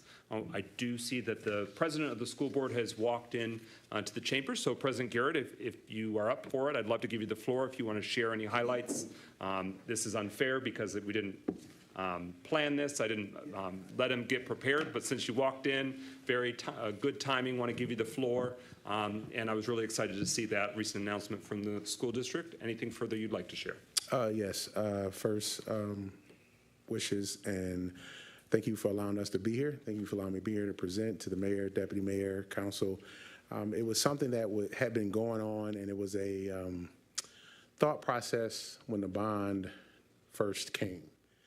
And so with that, we worked hard and tirelessly to see if we can get that in, not in the third segment. It was supposed to be 2025, 2026, but we asked a few questions.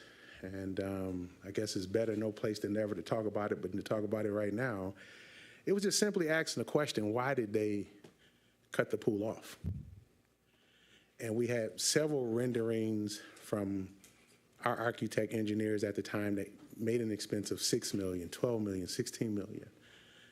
And we were like, it's already an existing pool. Why did they shut the pool off? And so as we dug deeper and had some transition through departments, and we'll talk a little bit more about that as time goes on with that. It was leaking a gallon of water a week is why they shut it off. 1 gallon? 1 gallon. And that was from the previous facility manager whom was isolated out of conversations per previous administration and previous facility director. And so they never asked him why he cut it off, because he was the pool maintenance guy. And my recollection of being in the district 26 years, when I went to him, I just asked him simply why they did it. And he said it was a gallon of water. And so we went to go look at it. I asked them to do a pressure check test. They completed that. We had 3 small leaks. And I said, so nobody looked at this, through IDS or any of these engineering firms, and they didn't. And so our in-house facilities, now he's our interim facilities director, who was the manager, knew exactly how to fix it. And so we put it back in his hands, Marvin Beasley and Anthony Allen. They came back working with Lee Industrial, who you guys know to be our maintenance tech folks, and they said, we can get it done. And we can get done less than a third of the cost. And so it was a no-brainer at that particular point in time. So we are looking forward to a date of August 24th for a soft opening. You guys will have all your invitations for that. And then August 26th will be the grand opening. And then we want to look at we have some partnerships. I haven't, as you know, haven't closed the deal on those yet, and some closed session conversations. You two being previously board presidents, you know how that works. That we'll have a full aquatic center dedicated to educating our kids. One thing we are going to put in there is a heater for our seniors. They'll have at least 1 day a week, so the pool will be heated. And so there's some other things that we'll, as we're unraveling, I'll bring back to you. But thank you so much for acknowledging. We appreciate all the support that you guys give us over here. And as 2 previous presidents of the Pontiac School District, you understand we're going to do our due diligence to make sure that bond gets used in the proper fashion and not just things being built just because. So thank you so much. Thank you very much for sharing that, a lot of information. That's very exciting news. And I don't want to make you have to feel like you got to field and pepper a lot of questions. No, go ahead. No, we're here now. The resolution is before us, so conversation from council. And if anyone want to yield their time to the board president, that's certainly in order. Just make sure you yield your time. You don't have to be like, he's got to answer and then back, that kind of thing. It's not that kind of inquisition.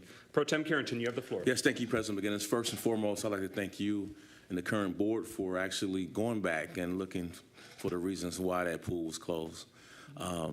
I think you guys made a magnificent decision in that, and I know that the community is going to be very happy to be able to. So many generations of our youth do not know how to swim.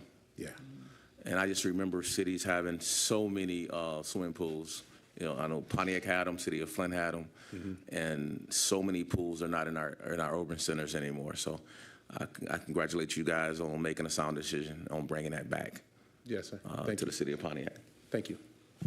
Anyone else?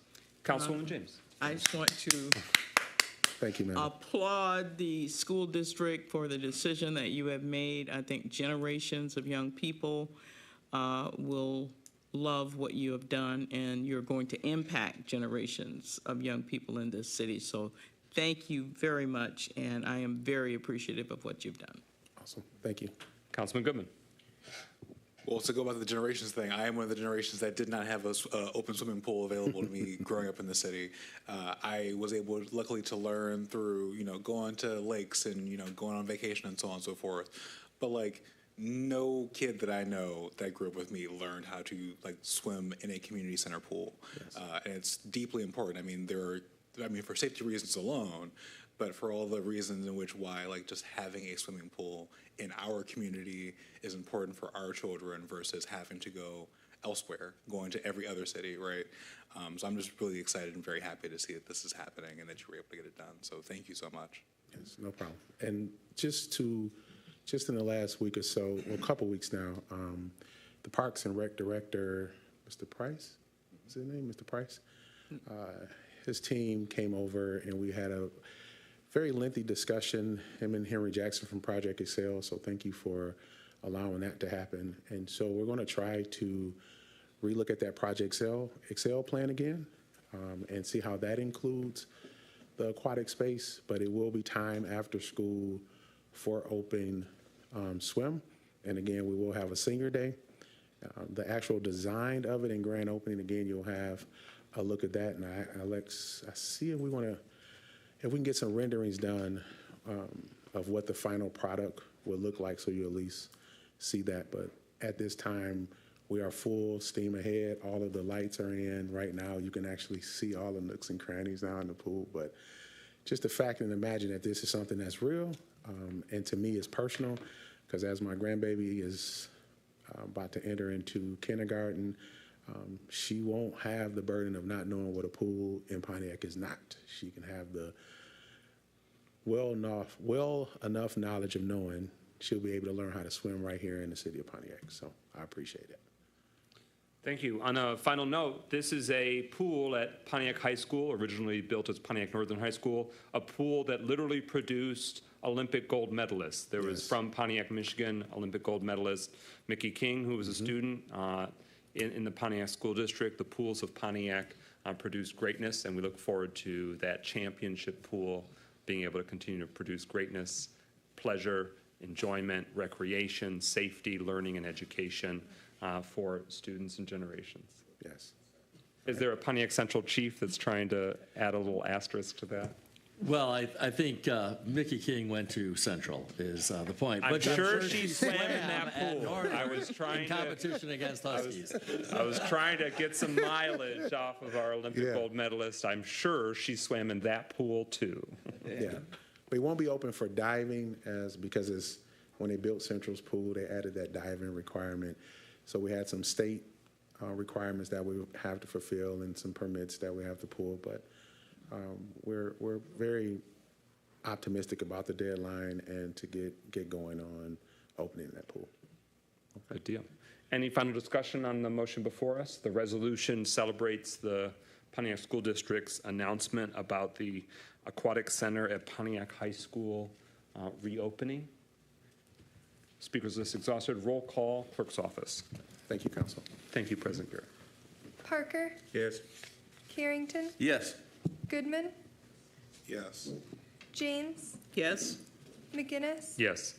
5 yeas. That motion carries. The resolution is adopted. We're at number 14 on the agenda. It's been moved by Pro Tem Carrington. Is there a second? Second. All right, moved by Carrington, seconded by Goodman. This is a resolution to approve the purchase of 25 laptops from Insight Public Sector, Inc. for Election Day precincts, and the cost for this purchase contract is $24,600. That's before us. Clerk's office, you have the floor for initial information. Thank you, Mr. President. Excuse me. The 25 laptops will be used for the Election Day poll book software. As you know, technology continues to change, and the laptops that we currently have are 4 years old and no longer are able to support the software updates that we receive from the state. Inside Public Sector has the laptops in stock, so we'll be able to get those in time enough for the upcoming primary election. I do want to thank Chief Assistant City Clerk Hoadley for working with Attorney Gurley on this resolution. This is one of the first projects that I gave the new Chief Assistant Clerk. Thank you. Thank you. Pro Tem Carrington. Thank you, President McGinnis. Clerk Doyle, actually, I read over this. Just a couple of questions concerning, I know you went to a cooperative, and these are Dell laptops. Did they come with what's the warranty? How many years of warranty do you have on these? Through the President, I'm not for certain as relates to the warranty. I would have to check with the purchasing manager. Okay. But it does have a warranty? Yes. Okay, my other question is that did it come with a service agreement where if something happens to them, then you get an opportunity to get them repaired? Or I'll check with the purchasing manager, but for the laptops that we've currently had, and I believe the current laptops that we have were purchased through Insight as well. Just really, since we really haven't had any issues with the laptops, it's just that the age of the laptops become to the point where they're no longer able to support the software. Any issues that we've had with the current laptops have always been able to be handled by our internal IT staff. Okay. And currently, how many laptops do you have right now? And my other question is that do you plan to actually donate some of these to the senior centers so they can have a computer room at the senior centers? So we currently have 25 laptops. So this would be replacing our current laptops that we have. The laptops are property of the city, so if that's what the city would like. Well, I definitely would love to see them at the senior centers and their computer rooms, if it's possible. Yeah, it's a great idea. Councilman Goodman, are you able to engage with the IT team through the subcommittee to see if they had a plan to sort of Frankenstein the parts, or if they would be up for different ways that they could be redeployed to benefit the community? I can communicate with the IT staff because I've been working with them trying to coordinate projects like that before. So I will follow up on that. Great. Great feedback and questions. Further deliberation on the motion before us? Hearing nothing further, so per Pro Tem's questions, we know this is a full refresh of the army of laptop computers that can be utilized at all of our precinct voting locations throughout the city of Pontiac, so that way the software can be compatible where appropriate securities and safeguards because of the sensitivity of the work that they do, and the information would be transmitting. Any further discussion? Hearing none. Roll call, Chief Assistant Clerk, on the resolution to approve the purchase of 25 laptops from Insight Public Sector, Inc. for Election Day precincts, the cost of which is $24,600. Carrington, Yes. Goodman, Yes. James, Yes. McGinnis, Yes. Parker, Yes. 5 yeas. That motion carries, the resolution is adopted, and the purchase is approved.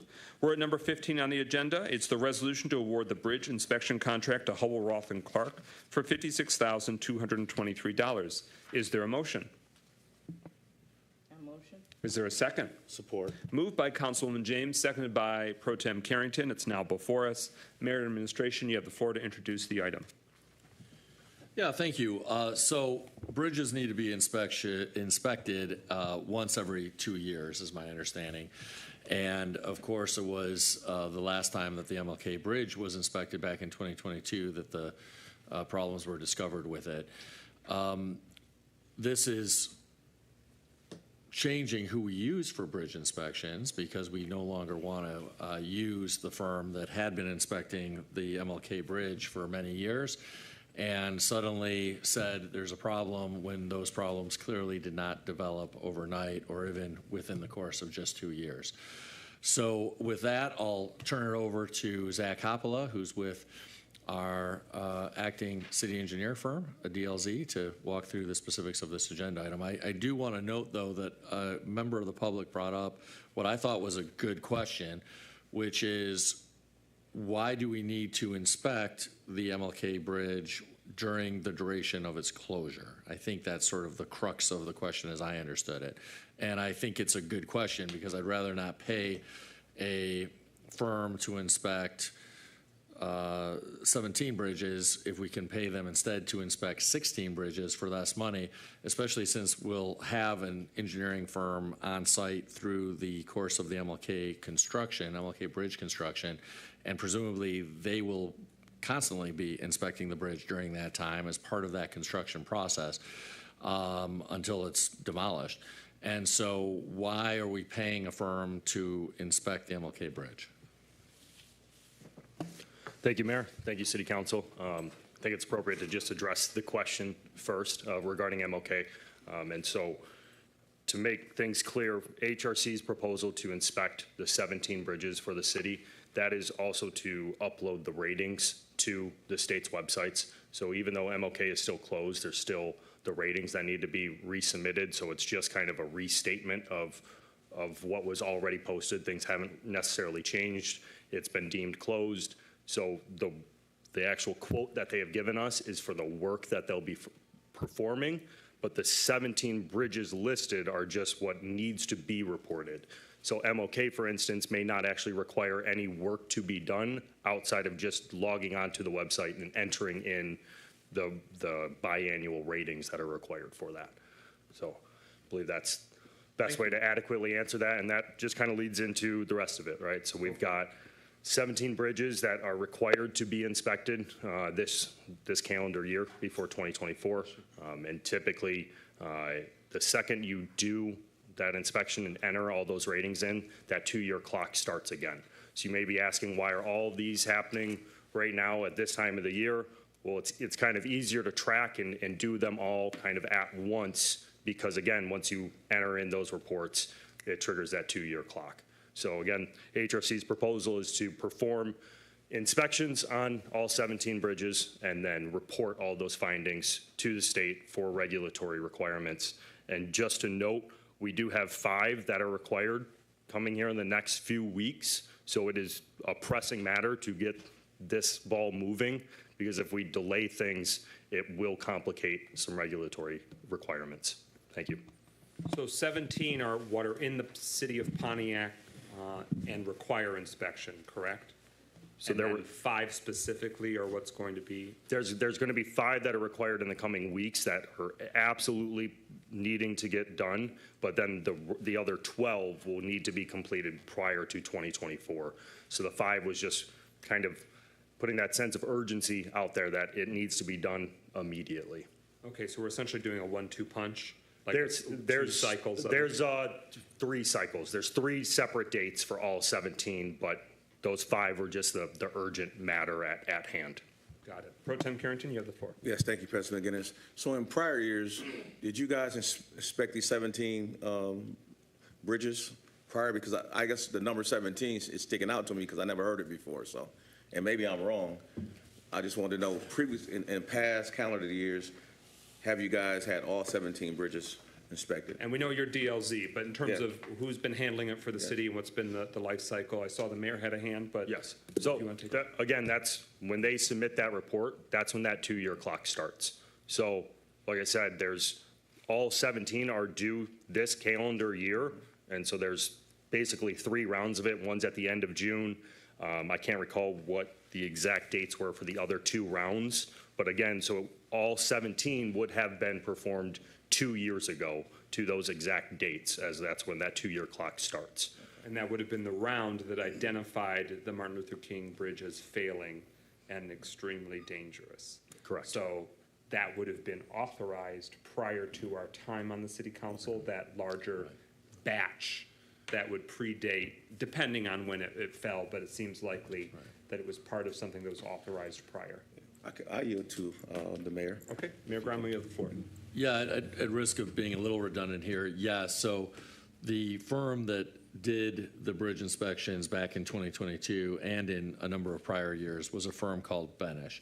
And Benesch was one of the approved contract engineering firms that was on the pre-qualified list of city engineering firms, is my understanding. They did the bridge inspections, but they also did other work.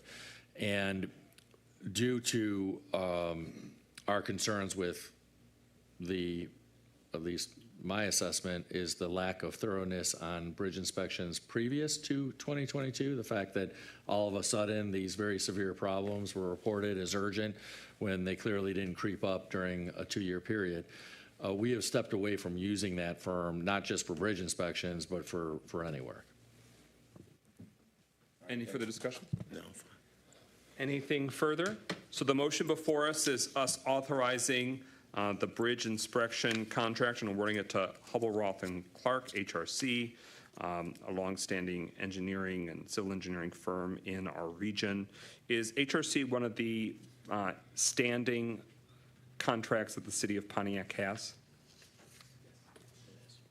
The mayor confirms that. That's right. Thank you. So it often goes by the acronym of HRC. They would be doing this work for $56,223. Any final discussion? Hearing nothing further, roll call, Chief Assistant Clerk, on adoption of the resolution awarding that bridge inspection contract. Carrington, Yes. Goodman, Yes. James, Yes. McGinnis, Yes. Parker, Yes. 5 yeas. That motion carries. The resolution is adopted. We're at number 16, the final resolution this evening. Under the Planning Division, it's a resolution to approve the M1 Concourse Cars Under the Stars fireworks permit for June 30th, 2024. Is there a motion to begin discussion? I motion. Is there a second? Support. It's been moved by Councilman James, seconded by Pro Tem Carrington. The City Council authorizes firework permits. We did so last week or 2 weeks ago for the fireworks show that just happened by the City of Pontiac for the Juneteenth Festival. There were 2 prior in early June at M1 Concourse for private events. This, per my understanding, is the large community-focused fireworks display that happens at M1 Concourse, but for the broader community, sponsored by Coca-Cola. Mayor Grimal, do you want to go directly to the planning manager, or do you have anything further? Okay, Planning Manager Yandrick, what should we know? Good evening, City Council. So I just wanted to give a very high-level review of what this event is. So this is an event on Sunday, June 30th at the M1 Concourse. Now tonight, you're only reviewing the resolution for the fireworks, not for the event itself. The fireworks are going to be centered at the very north end of the site, so adjacent to the north end of where Franklin Street intersects with Rapid Street. So really, that's where their plans have been reviewed by the fire department. It has been approved, and it is a 20-minute display that will be taking place approximately at 9:45 p.m. that night. So some of the earlier displays from the beginning of June were 10-minute displays, so this will be a 20-minute display. Again, and it'll be where they will be launched is a little farther north. So there are no road closures or no direct impacts to the surrounding site. Really, this is an internal fireworks show, but the only thing that is impactful is some of the cars leaving M1 will be leaving via Woodward Avenue and South Boulevard during that time because the Rapid Street exit will be closed until it's cleaned up about a half hour later. So that's really the information here. The applicant submitted the information in May, and then we've been through the internal review process with the city. The applicant did have to resubmit one of their insurance policies that was that had expired, but they had given us a renewed policy. So if there's any questions, I'd be happy to entertain. Thank you for that information. We've also heard from community members that they intend to have it in the Aaron Perry Park vicinity, light Pontiac on fire, the Paramo family. Have you received that permit application for next month? The planning department has not at this time. I don't know. I know there's been some conversations with the city administration, but the planning division has not received that yet. And does the planning department have other pending applications? You know, what's the forecast? What's the landscape of are there other pending firework permit requests that you've received? This is the last fireworks permit that we have pending at this time, so. Okay.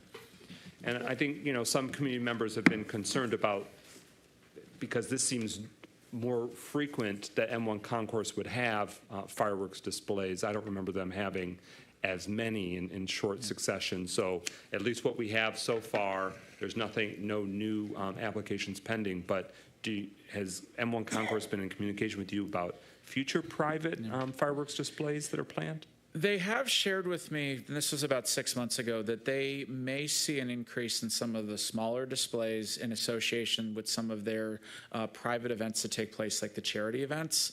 That's not every charity event that they have at their current event center, but so far we've only seen, I believe, 2 in the winter time, and then we saw 2 at the beginning of June. So I really would defer to M1 about the frequency of those. So most of their other fireworks displays are associated with their larger community events that they do at the site.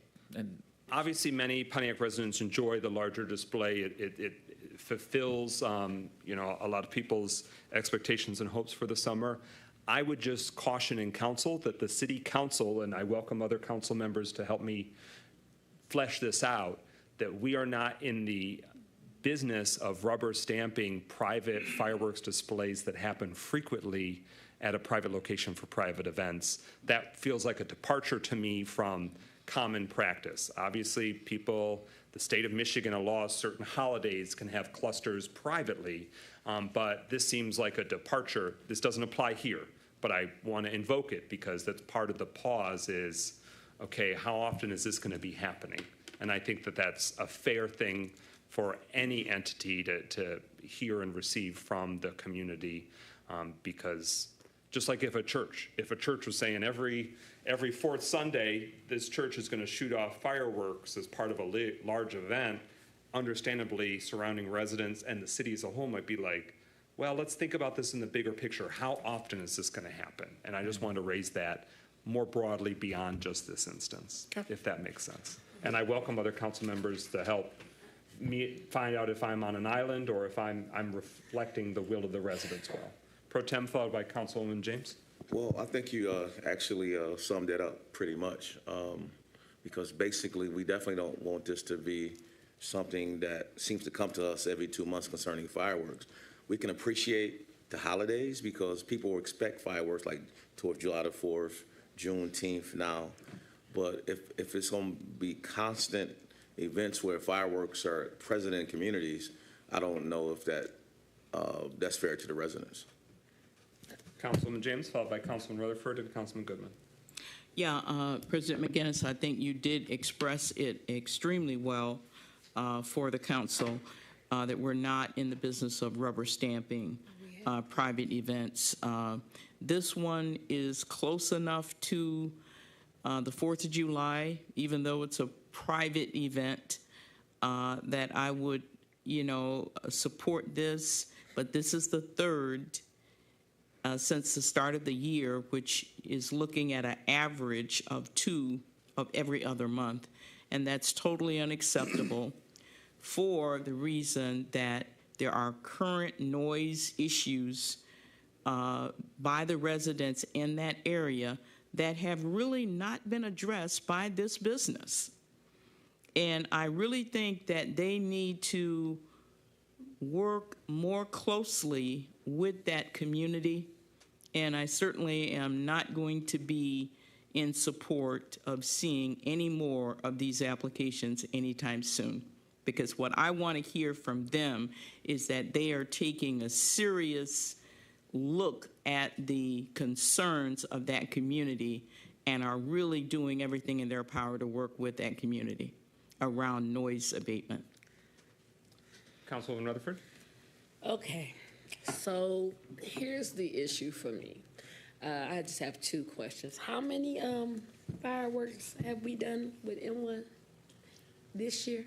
I know for this year, probably since December 1st, this would be the 4th request that has come forward. So 4 times, I just want 4, this council has voted yes for them to get the fireworks, even after residents have said that it is not inclusive to them.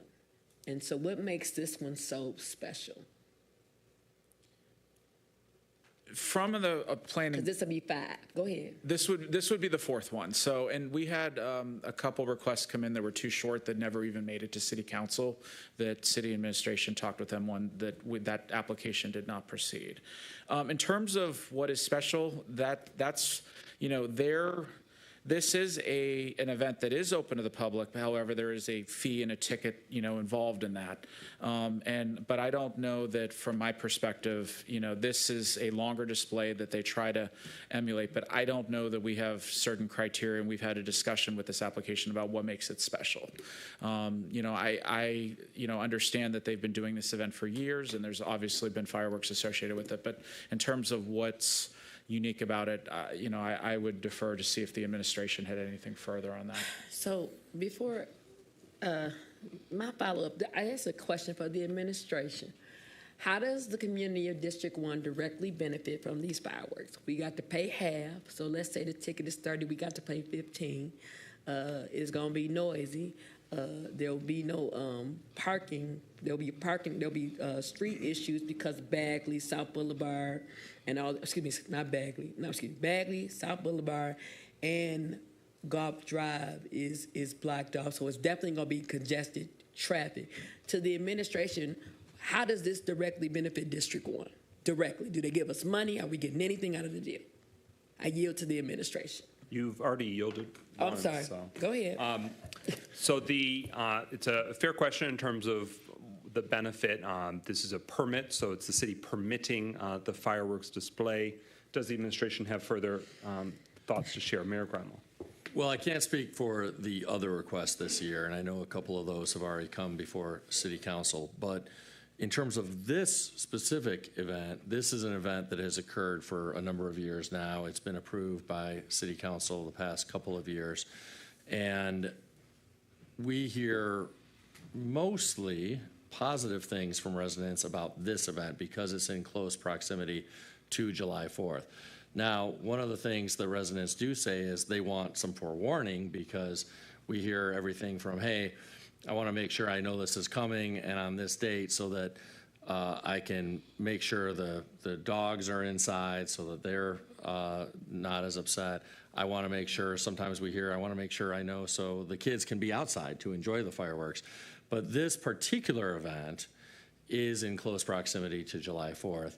And we hear some negative things from residents, but more positive than negative around this event. And as you've noted, they do give a 50% off benefit to any City of Pontiac resident. Well, and as a Pontiac resident, I ain't paying and I ain't going, but I'm still going to get the benefit of a fireworks show that I didn't pay for because the airspace over the city and vicinity. What is the cost of approximately, I want to say the Juneteenth fireworks display that the city did this last weekend felt like 20 minutes. It was substantial. There were obviously sponsorships, but what was the price tag of that kind of substantial display? Yeah, and it is a substantial cost. It's a little over $20,000 is what it costs to put that on.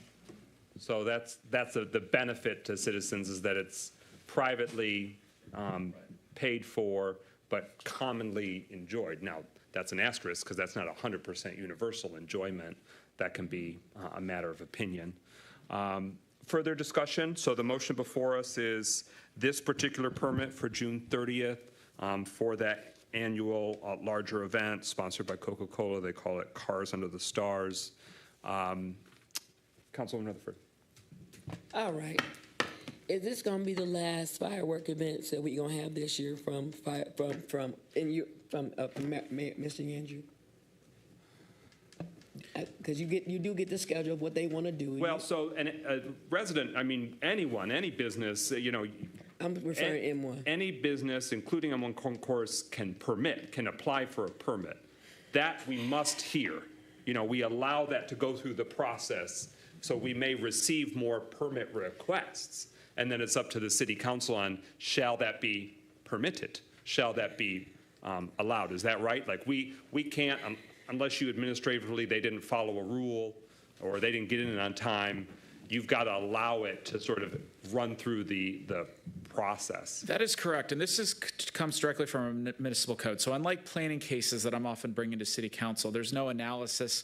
We're really going through the different agency reviews of what is required, is this sufficient, and really with a positive recommendation, we're bringing that to City Council. But we don't know what's upcoming. I know last year we did not have other fireworks displays after this one. I don't believe there were any for some of their fall events and for roadkill, but we would, if we received an application, we would bring that forward. And does the city attorney also need to chime in? Yes, under the Michigan Fireworks Safety Act, it is the legislative body authority to approve it. You may approve, so it is discretionary. So we have that discretion. We have that right to say no to other permits, no matter who is coming forward. If you view it's not in the best interest of the city of Pontiac, we have that discretion. And no current pending applications that are working its way through, right? That is correct. For fireworks, correct. Yep. Are you sure? Because you said I believe the Palomino family has been in discussion with you guys. Paramo, and he confirmed a few minutes ago that it hasn't been received by the city yet, unless the administration knows something otherwise. Back. Okay. Yeah, there was some paperwork filed back in March, but I would still need to work with administration to see where that is at, if the contract is signed to move forward. So, but there has not been a review through our normal planning process for any fireworks. So they have it or they don't? I'm confused. Planning does not have it right now. But an application was put in process in March, correct? Correct. Any clarity that you can offer, Mayor or Deputy Mayor? Well, the Deputy Mayor may have some clarity, but Manager Andrick, who would have gotten it if not planning? So part of this is when it was originally here, it was a city event. And we, and I know that event, I was told at one point, and this is a couple months ago, it was not moving forward. I have had no updates on that, so really it's not on our radar to review, the documentation and stuff like that with the different agencies. So okay, so we asked Mayor Greimel to pursue clarity on that, because obviously those citizens have publicly stated, and it sounds like something has been submitted in the past, so we want to know where that is in the pipeline. Yeah, do you have insight into this, Manager? If so, please. Sounds like he didn't. I do not. And so for the sake of time tonight, we're not going to get a final answer, but we want a final answer. I'm just stating that go ahead. I think we may have insight now. So there's a question about the Paramo family's application and where it was submitted and what the status is. Yes, you have the floor. Thank you. So, as you know, last year the Paramo family did a fireworks display in City Hall parking lot. After that display, there was some information that we went through with the family and with the fire department. And just last week, I think it was last week, it may have been the week before last, we met with the fire department and the family to go over safety concerns, and we are now looking at Aaron Perry Park as an alternative location for them to do the fireworks display. And so we will be getting back to them next week with our suggestions about how to make that happen. So that's where we are. But have they submitted a permit application? They have not submitted an actual permit application, but they have been very diligent in reaching out to the city to express their interest in moving forward. So we are treating it as if they have actually submitted an application. Okay, so we'll look for an update and find out when the administration has that ready for city council consideration. Okay. All right. So any further discussion? The motion is adoption of the resolution to approve the M1 Concourse Cars Under the Stars fireworks permit for June 30th, 2024. Hearing no further discussion, roll call, Chief Assistant Clerk on adoption. Goodman, No. James, Yes. McGinnis, Yes. Parker, Yes. Rutherford, Carrington, Yes. 4 yeas, 2 noes. That motion carries. The resolution is adopted. We are now at public comment. Pro Tem Carrington, who's the first request? Yes, thank you, President McGinnis. Mr. Carlton Jones.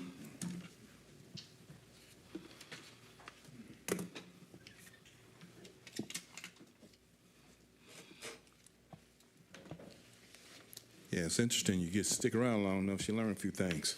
First, I want to say I want to commend President Gil Garrett for being quite brutally honest about the situation with the pool at Pontiac Northern, or Pontiac High now. We have went years without anybody really inquiring about something that was so important to us. And finally, when somebody dug into it, it appears it could have been corrected a long time ago. And what I'm going to say this because a lot of times we hire professionals, but I'm not sure if we're holding professionals accountable. And what I heard tonight, to me, directly went to the MLK bridge. Now, from what I'm finding out, the bridges need to be inspected every 2 years. So how all of a sudden that bridge came to an issue where it was so devastating that we got to close it? It just don't add up to me. Now, I'm not saying that it wasn't problems with it, but if that company who was doing it every 2 years, because now we got to rush and get 5 of them inspected, so evidently it had to be inspected every 2 years. Do we hold the professionals accountable when they come and do jobs like that? How do we ever know that they're telling us the truth, especially when it's something that's beneficial to us? I really want us to dig into that. They didn't dig into that, and then we found out this pool now can be reopened quickly. It's kind of like, okay, it's a wake-up call. So let's really kind of take heed to that, because now, even though it's a new company, but our bridges and things that they're being inspected, and we take it for granted that it's the truth, and it's something important, we need to look at that differently.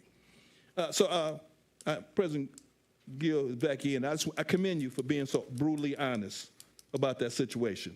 So I really do. But I really want to speak to the fact that we have a state mandate right now, or a goal to achieve 60% of the residents in the state of Michigan to have post-secondary credentials for increasing economic development in our state. The county has a goal of 80%. I want to say that we are real diligent in saying we've now, as TDC, is taking on a 60-80 plan to help achieve both of those goals. Pontiac is a key component to achieving those goals, and I would like for the council and the city to join hands with us. Thank you. Thank you, Mr. Jones. Mr. Wendell Woods. Mr. Wendell T. Woods. Good evening. Good evening. Good evening. Can you hear me? Good evening. Yes. Good evening. I want to thank the council, particularly Parker and Carrington and Goodman and Rutherford and all those. I've been able to attend your meetings. I've enjoyed them. As a matter of fact, without being too prejudiced, Parker actually had a police meeting with James while his attendant was doing a meeting down in the Lion's Den. So he was he's multitasking, and I appreciate the work that you all are doing. Anyway, I'm here to discuss my father's book, to get it back out. Dad passed away 2 years ago. Pontiac, the Making of an Automotive Capital. Before I talk about it, I just want to share a little bit about the Woods family. In 1914, my grandfather and mother moved here from Kentucky to Detroit. In 1920, they moved to Pontiac. So that means me being here today, we've been here over 102 years in the city of Pontiac. My grandmother, Mary Woods, was named Mother of the Year by the city of Pontiac. Victor, the oldest, was appointed to the Oakland County Board of Supervisors by then Governor Romney. Later, he became chairman of the board of Pontiac General Hospital. My mother, Sandra, was at the Pontiac Silverdome. She was a financial control. She did all the finances. But more importantly, she was events. She promoted the Super Bowl. She got the Pope, Rolling Stones, and Michael Jackson. She probably brought more than $150 to $200 million here. And those hotels across from the Amazon, those were built because of the Silverdome. But anyway, I'm here to talk about the book.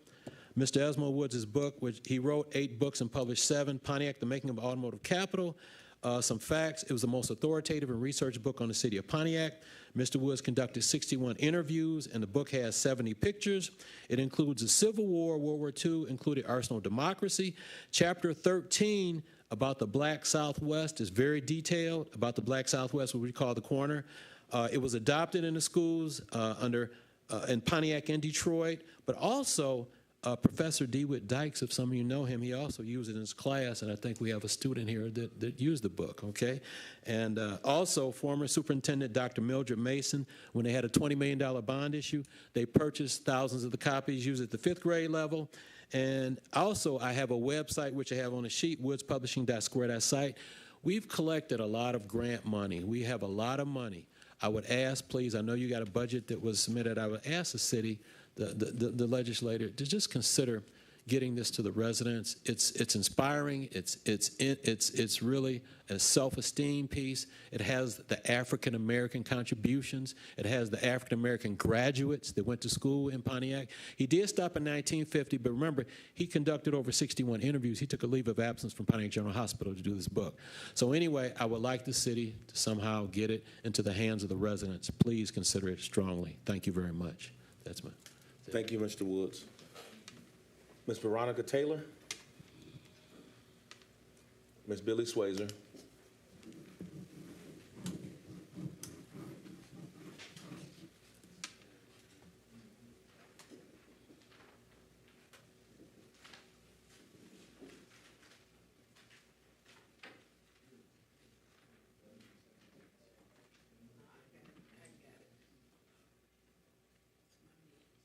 I'm mad that you're getting old, Billy Swayzer. You're youthful in my mind. Okay, well, mine too, but short. Good evening. My name is Billy Swayzer, and I'm here to ask the retirees of the city of Pontiac to vote for my friend, James Mariani. He wants to be a BEBA trustee. His candidate statement. He graduated from Wayne State University with a degree, a major in finance in 1968, a minor in economics. He worked for the city of Pontiac as an auditor for 20 years, for more than 20 years. He's been the finance director for the city of Pontiac for 3 years. He was on the Pontiac General Retirees Systems as a trustee for 6 years. He has been on the Pontiac Police and Fire Retirement System trustee for 3 years. He's a member of the CPRA for 3 years. He was on the Pontiac Stadium Authority member for 3 years. He's vice chair of the Pontiac Credit Union, probably the municipal league that's at 144 East Pike for more than 20 years. He's a realtor with Century 21 TNC for 10 years. He has an income tax business with over 200 clients for over 30 years. He's a rental real estate owner for over 30 years. He's married with 3 grown children. He's a member of the City of Pontiac Retired Employees Association. He's trustee. He was elected in November 2018. Back in 2021, Jim and I paid $3,000 for a non-reimbursable actuarial report pertaining to the $400 stipend on our retirement monthly payment. The city has stated that this was the catalyst to get the $400 moving forward. We did it for the benefit of our over 1,000 retirees at the time. Jim's primary goal would be to reactivate our life insurance for retirees, which was suspended by a state of Michigan designated manager, and to institute a hearing insurance. That is if the funds are available. Thank you. Vote for Jim Mariani. Thank you, Ms. Swayze. Dr. Deirdre Waterman.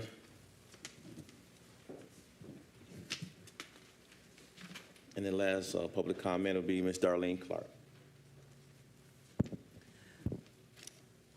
Just several comments, hearing some of the items that were on the agenda this evening.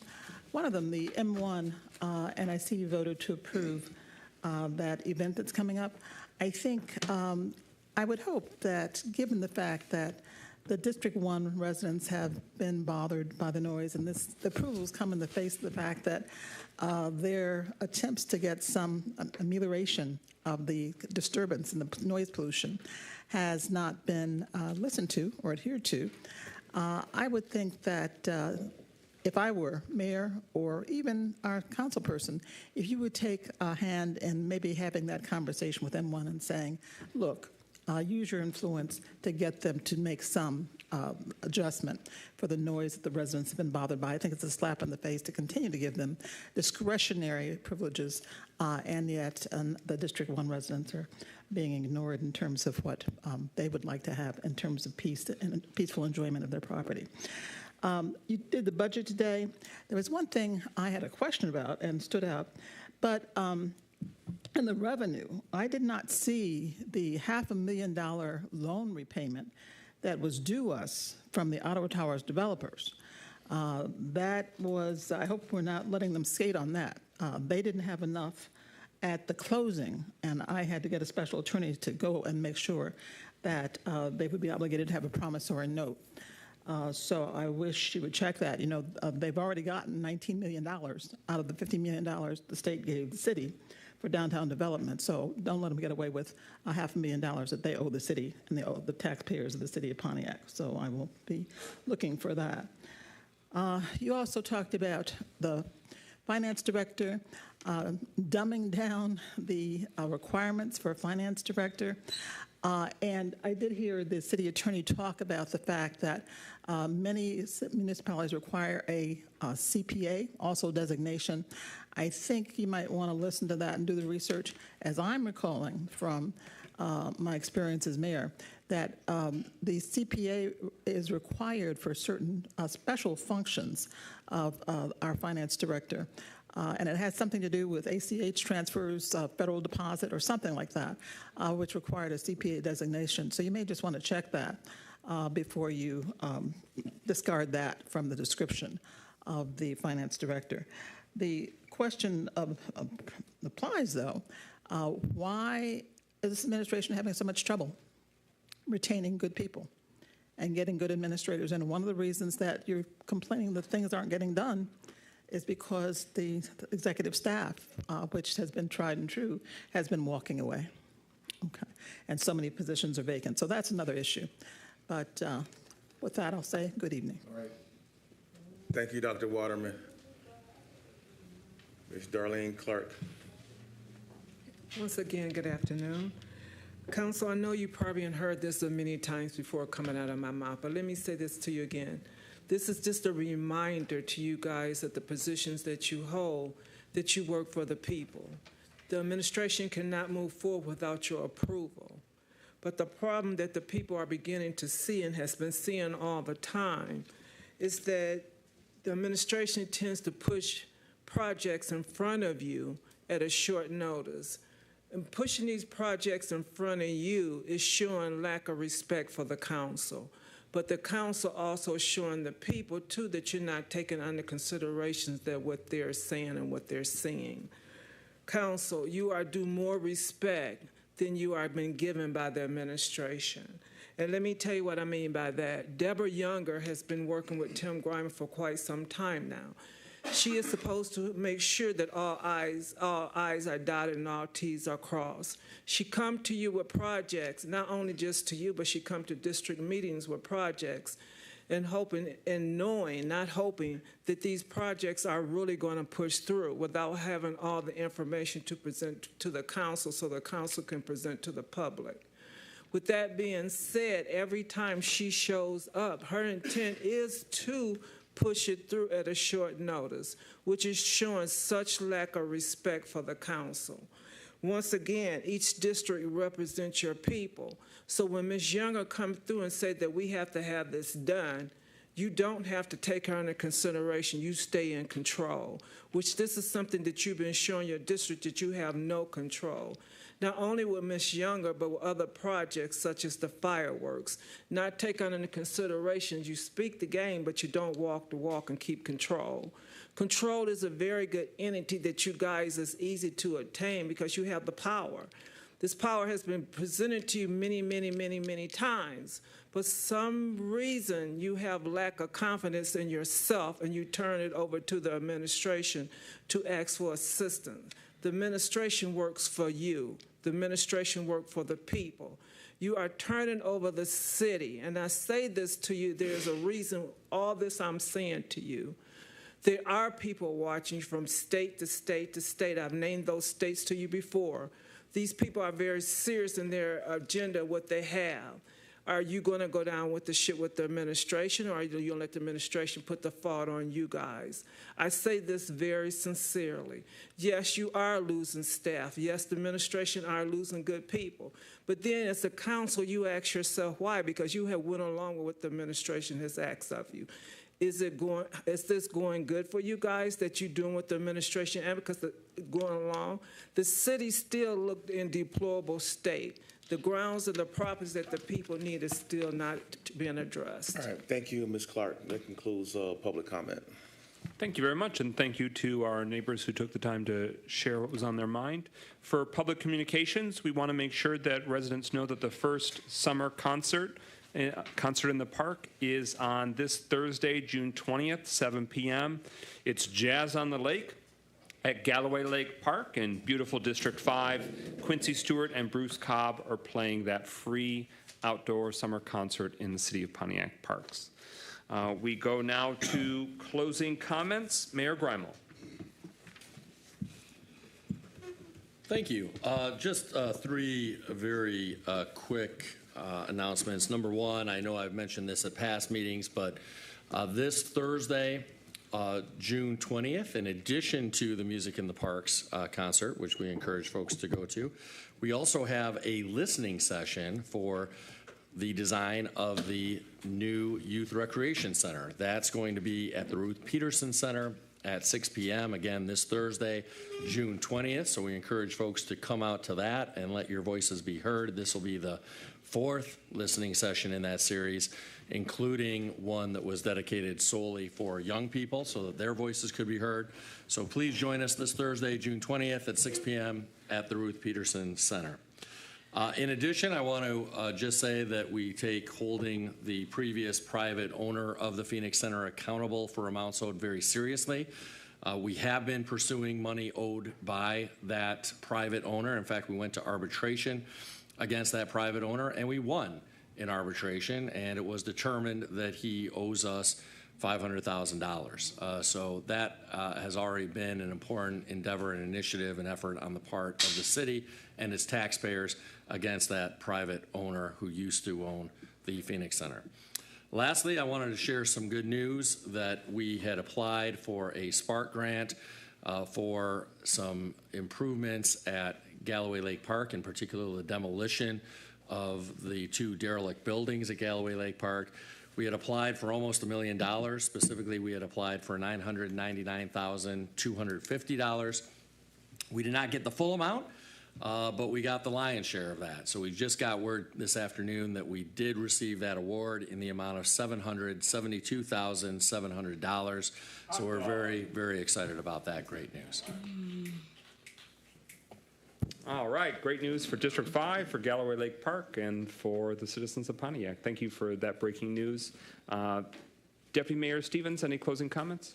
Thank you, Council President. Just wanted to add the Sheriff's Department, the Law Department, Finance, Communications, Parks and Rec. Honestly, I do not know any department in City Hall that did not have a hand in making the Juneteenth celebration happen.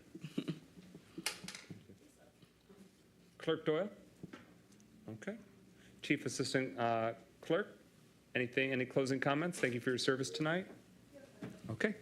Councilman Parker. the proud representative of District 5 in Galloway Lake Park that gets that favorable news. Well, thank you, Brother President. I just want to thank all the District 5 people who came to our meeting last Thursday. Your presence was truly appreciated. And I just want to say thank you to each and every one of you who showed up tonight. Go have a great evening, a great weekend celebrating, or tomorrow celebrating Juneteenth, and have a great day. Thank you. Councilwoman James, representing District 4. Yes, I've got 3 items. First of all, I'm glad to hear that we did get the Spark grant. A little disappointed that we did not get the full amount that we asked for, but I'm glad for the $772,000. So great job for our Grants and Philanthropy Department. Also, our Juneteenth celebration for the city of Pontiac, in my opinion, was excellent. I want to thank everybody that was a part of the planning and all of the work, it was just great to see all of our police officers out there on the job. Everybody felt safe, felt comfortable, and it was just really a beautiful, beautiful day. I do want to say, though, that we still struggle with being able to communicate with all the different silos in the city of Pontiac. It is really, really hard to get the information out to all the people. And so I still ran into people who said, I didn't know anything about that. When did that happen? Or, so it's really important for us to work on being able and creating those ways and strategies that we can get information out to all of our residents, because it's just sad that so many people did not know about it, and because there was just so much here for the kids, for people of all ages. It was so much fun. And it was sad to hear that there were people that would have come, but they didn't know about it. So let's work on communication strategies. We got to get better at communicating. We got to go beyond social media.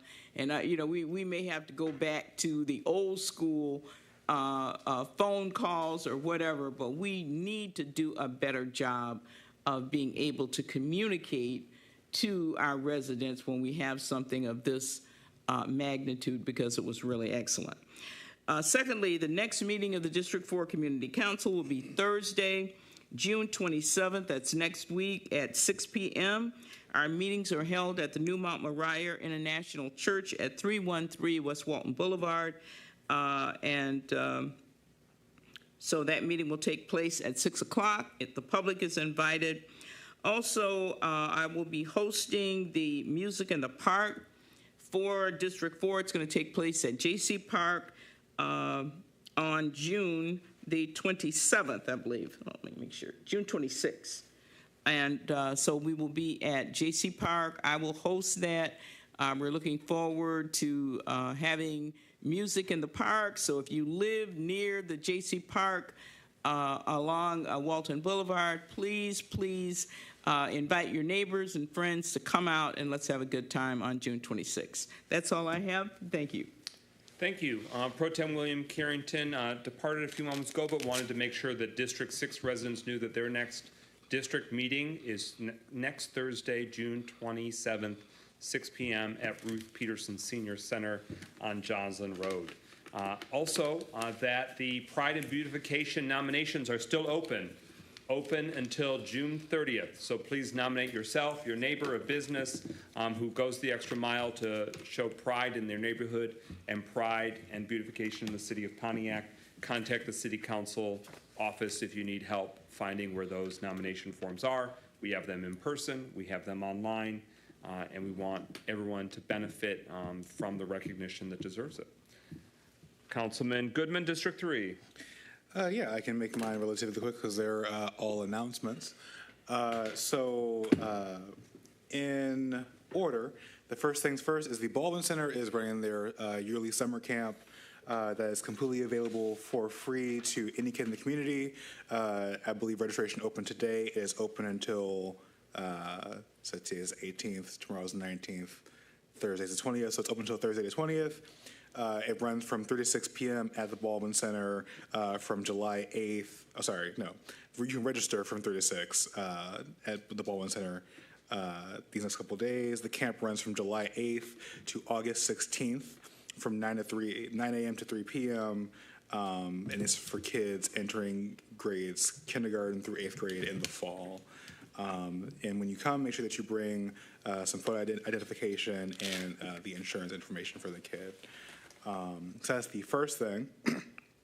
Next in that order is the next pullover prevention clinic that I've been, yelling at everyone about to make sure that they show up. We've had a lot of great sponsors to help make this a wonderful, amazing event, one of which being in the room, the Pontiac Housing Commission. But in addition to that, we've had so many other great organizations which you'll be able to see if you come out, the sponsors that we have. We'll be fixing headlights and taillights, again, completely for free. That includes windshield wipers. We'll be doing fluid top-offs. There will be other minor repairs, as well as you'll likely be referred if there's something bigger than what's, able to be fixed right then and there. Tony, the mechanic at Chavez Auto, who's partnered with us to do this again, has been helping people out afterwards. So please make sure that you come. In addition to the free repairs, which also should highlight, we're also doing AC recharges, which is really important during the summer. Yeah, I see Amon's face light up back there. Yeah, we're doing AC recharges. But in addition to that, we'll have resource tables. We'll have the Gary Bernstein Health Clinic out there. The county will be out doing vaccines. Again, a bunch of great resources, too many to list them all. But in addition to that, we will also have, and this is probably the most important thing to get people to come out to it, is, hey Mel, who's our barbecue people? Oh, Jerry. Speaking to the microphone. Jerry's Barbecue. Uncle Jerry's will be providing the food again. Last time we fed 250 people. This time we're aiming for 400 people plus. We fixed 50 plus cars last time, aiming for 100. So this is completely free and available to anyone in our community, in the outside community, if you can hear about it, if someone has told you about it, if you can let people know about it. I don't care where you come from. I want you to come take advantage of this because it's a massively important resource. And then the very last thing is the following day is my District 3 meeting. So if you are excited to hear about, what we accomplished that Sunday, what other things we're going to be doing for the people of District 3, for the community, what I've been working on, please come out to, again, the Baldwin Center. There's a lot of things happening at the Baldwin Center, as you've noticed. Again, 212 Baldwin Avenue. It will be, again, this upcoming Monday from 6 to 7:30. We will have food there. Not telling you all this time, but we have food every time, so make sure that you come out. And I really hope that you guys, make it out. Also, specifically, if you live in District 3, we will be discussing speed humps. So if you live in District 3 and you've been calling me about speed hump locations, please come to our next meeting. But with that, I will say goodnight. So the pullover prevention clinic is from 1 to 5 on Sunday, and then the District 3 meeting is from 6 to 7:30 that Monday, so the following day. Thank you, and thank you for your continued leadership in providing those essential resources to our citizens. Councilwoman Melanie Rutherford, District 1. I hope you hear inside my voice of sorrow, and that it motivates you to make a better tomorrow. This place is cool. Nowhere could be much colder. If we don't change, this city will be over, living just enough for the city. That was said by Stevie Wonder. And I say that because, first of all, thank God we got through the budget. I'm happy that's over, but we have some things that I am ready to talk about. And so in the coming weeks, you're going to hear me ask about what's going on with the retirees. When is that going to be settled? When will they get their money? You're going to hear me ask about what's going to go on with Art Dunlap. When is it going to start? What are we doing? You're going to hear me ask about why isn't people listening to the residents of District 1 when they have concerns about fireworks? You're going to hear me ask about what is going on with housing. How many new houses have been built? Where the house been built at? You're going to ask me what's going on with the housing study. When is we going to see it? You're going to hear me ask about the community director position. You're going to hear me ask about the finance director position, because it is all good to highlight what we have done, but it's even better to talk about what we haven't done and what we're going to do about it. Because the residents that I serve want to know what is going on about their money, what is going on about these parks, what is going on about these empty positions, what is going on about this notion that we do not have an agenda, and this council does have an agenda, and we're going to go through it. So I'm going to be asking some very tough questions, bringing some ordinance around, because I'm just not satisfied with the things that that are being displayed to me. On another note, we are not having a District 1 meeting because I took a break, but never you mind. The meeting is coming up in July, and it's going to be fiery, and I hope that you're there.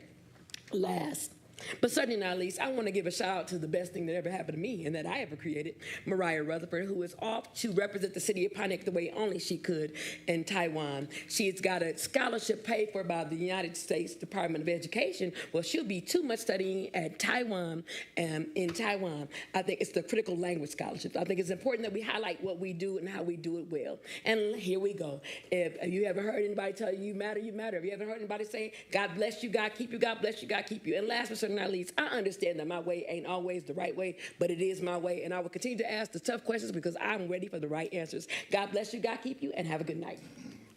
Thank you. And then finally, I just want to welcome the Pontiac City Council has an internship program, and we have a new intern in the Pontiac City Council offices, Gabrielle Shepard. She's a student at the University of Michigan, and we welcome her to the team for a few weeks and few months for the summer season. If there are other students in the Pontiac community that wish to pursue an internship in local government and learn more about how city functions, we welcome you contacting the Pontiac City Council. Thank you to the colleagues to my left and my right and those that aren't with us at the moment. You worked a lot. You put in a lot of time to get us to where we needed to be to fulfill the council's obligation for the annual budget. And to Councilwoman Rutherford's point, well, that's one step in the process, but here comes the next round and the next phase. You heard me mention last week that we have a lot of difficult months ahead because between now and December 31st, this city council is going to try and move heaven and earth to make sure that the administration and all the related entities are programming, obligating, and spending to the best of the city's ability every single cent that the city has been awarded from the federal government in American Rescue Plan funding. So this budget cleared that hurdle, but that doesn't mean it's all sunshine and lollipops. There's a lot of hard work ahead, and I thank everyone who signed up for that hard work because it's getting results for Pontiac residents. And to Councilwoman Rutherford's points, we want more results. We want more progress, so let's get to it. Is there a motion to adjourn? Is there a second? Moved by Councilman Rutherford, seconded by Councilman Goodman to adjourn this evening's meeting. Here, no discussion. Roll call, Chief Assistant Clerk. Goodman? Yes. James? Yes. McGinnis? Yes. Parker? Yes. Rutherford? Yeah. 5 yea. That motion carries. We stand adjourned at 9:02.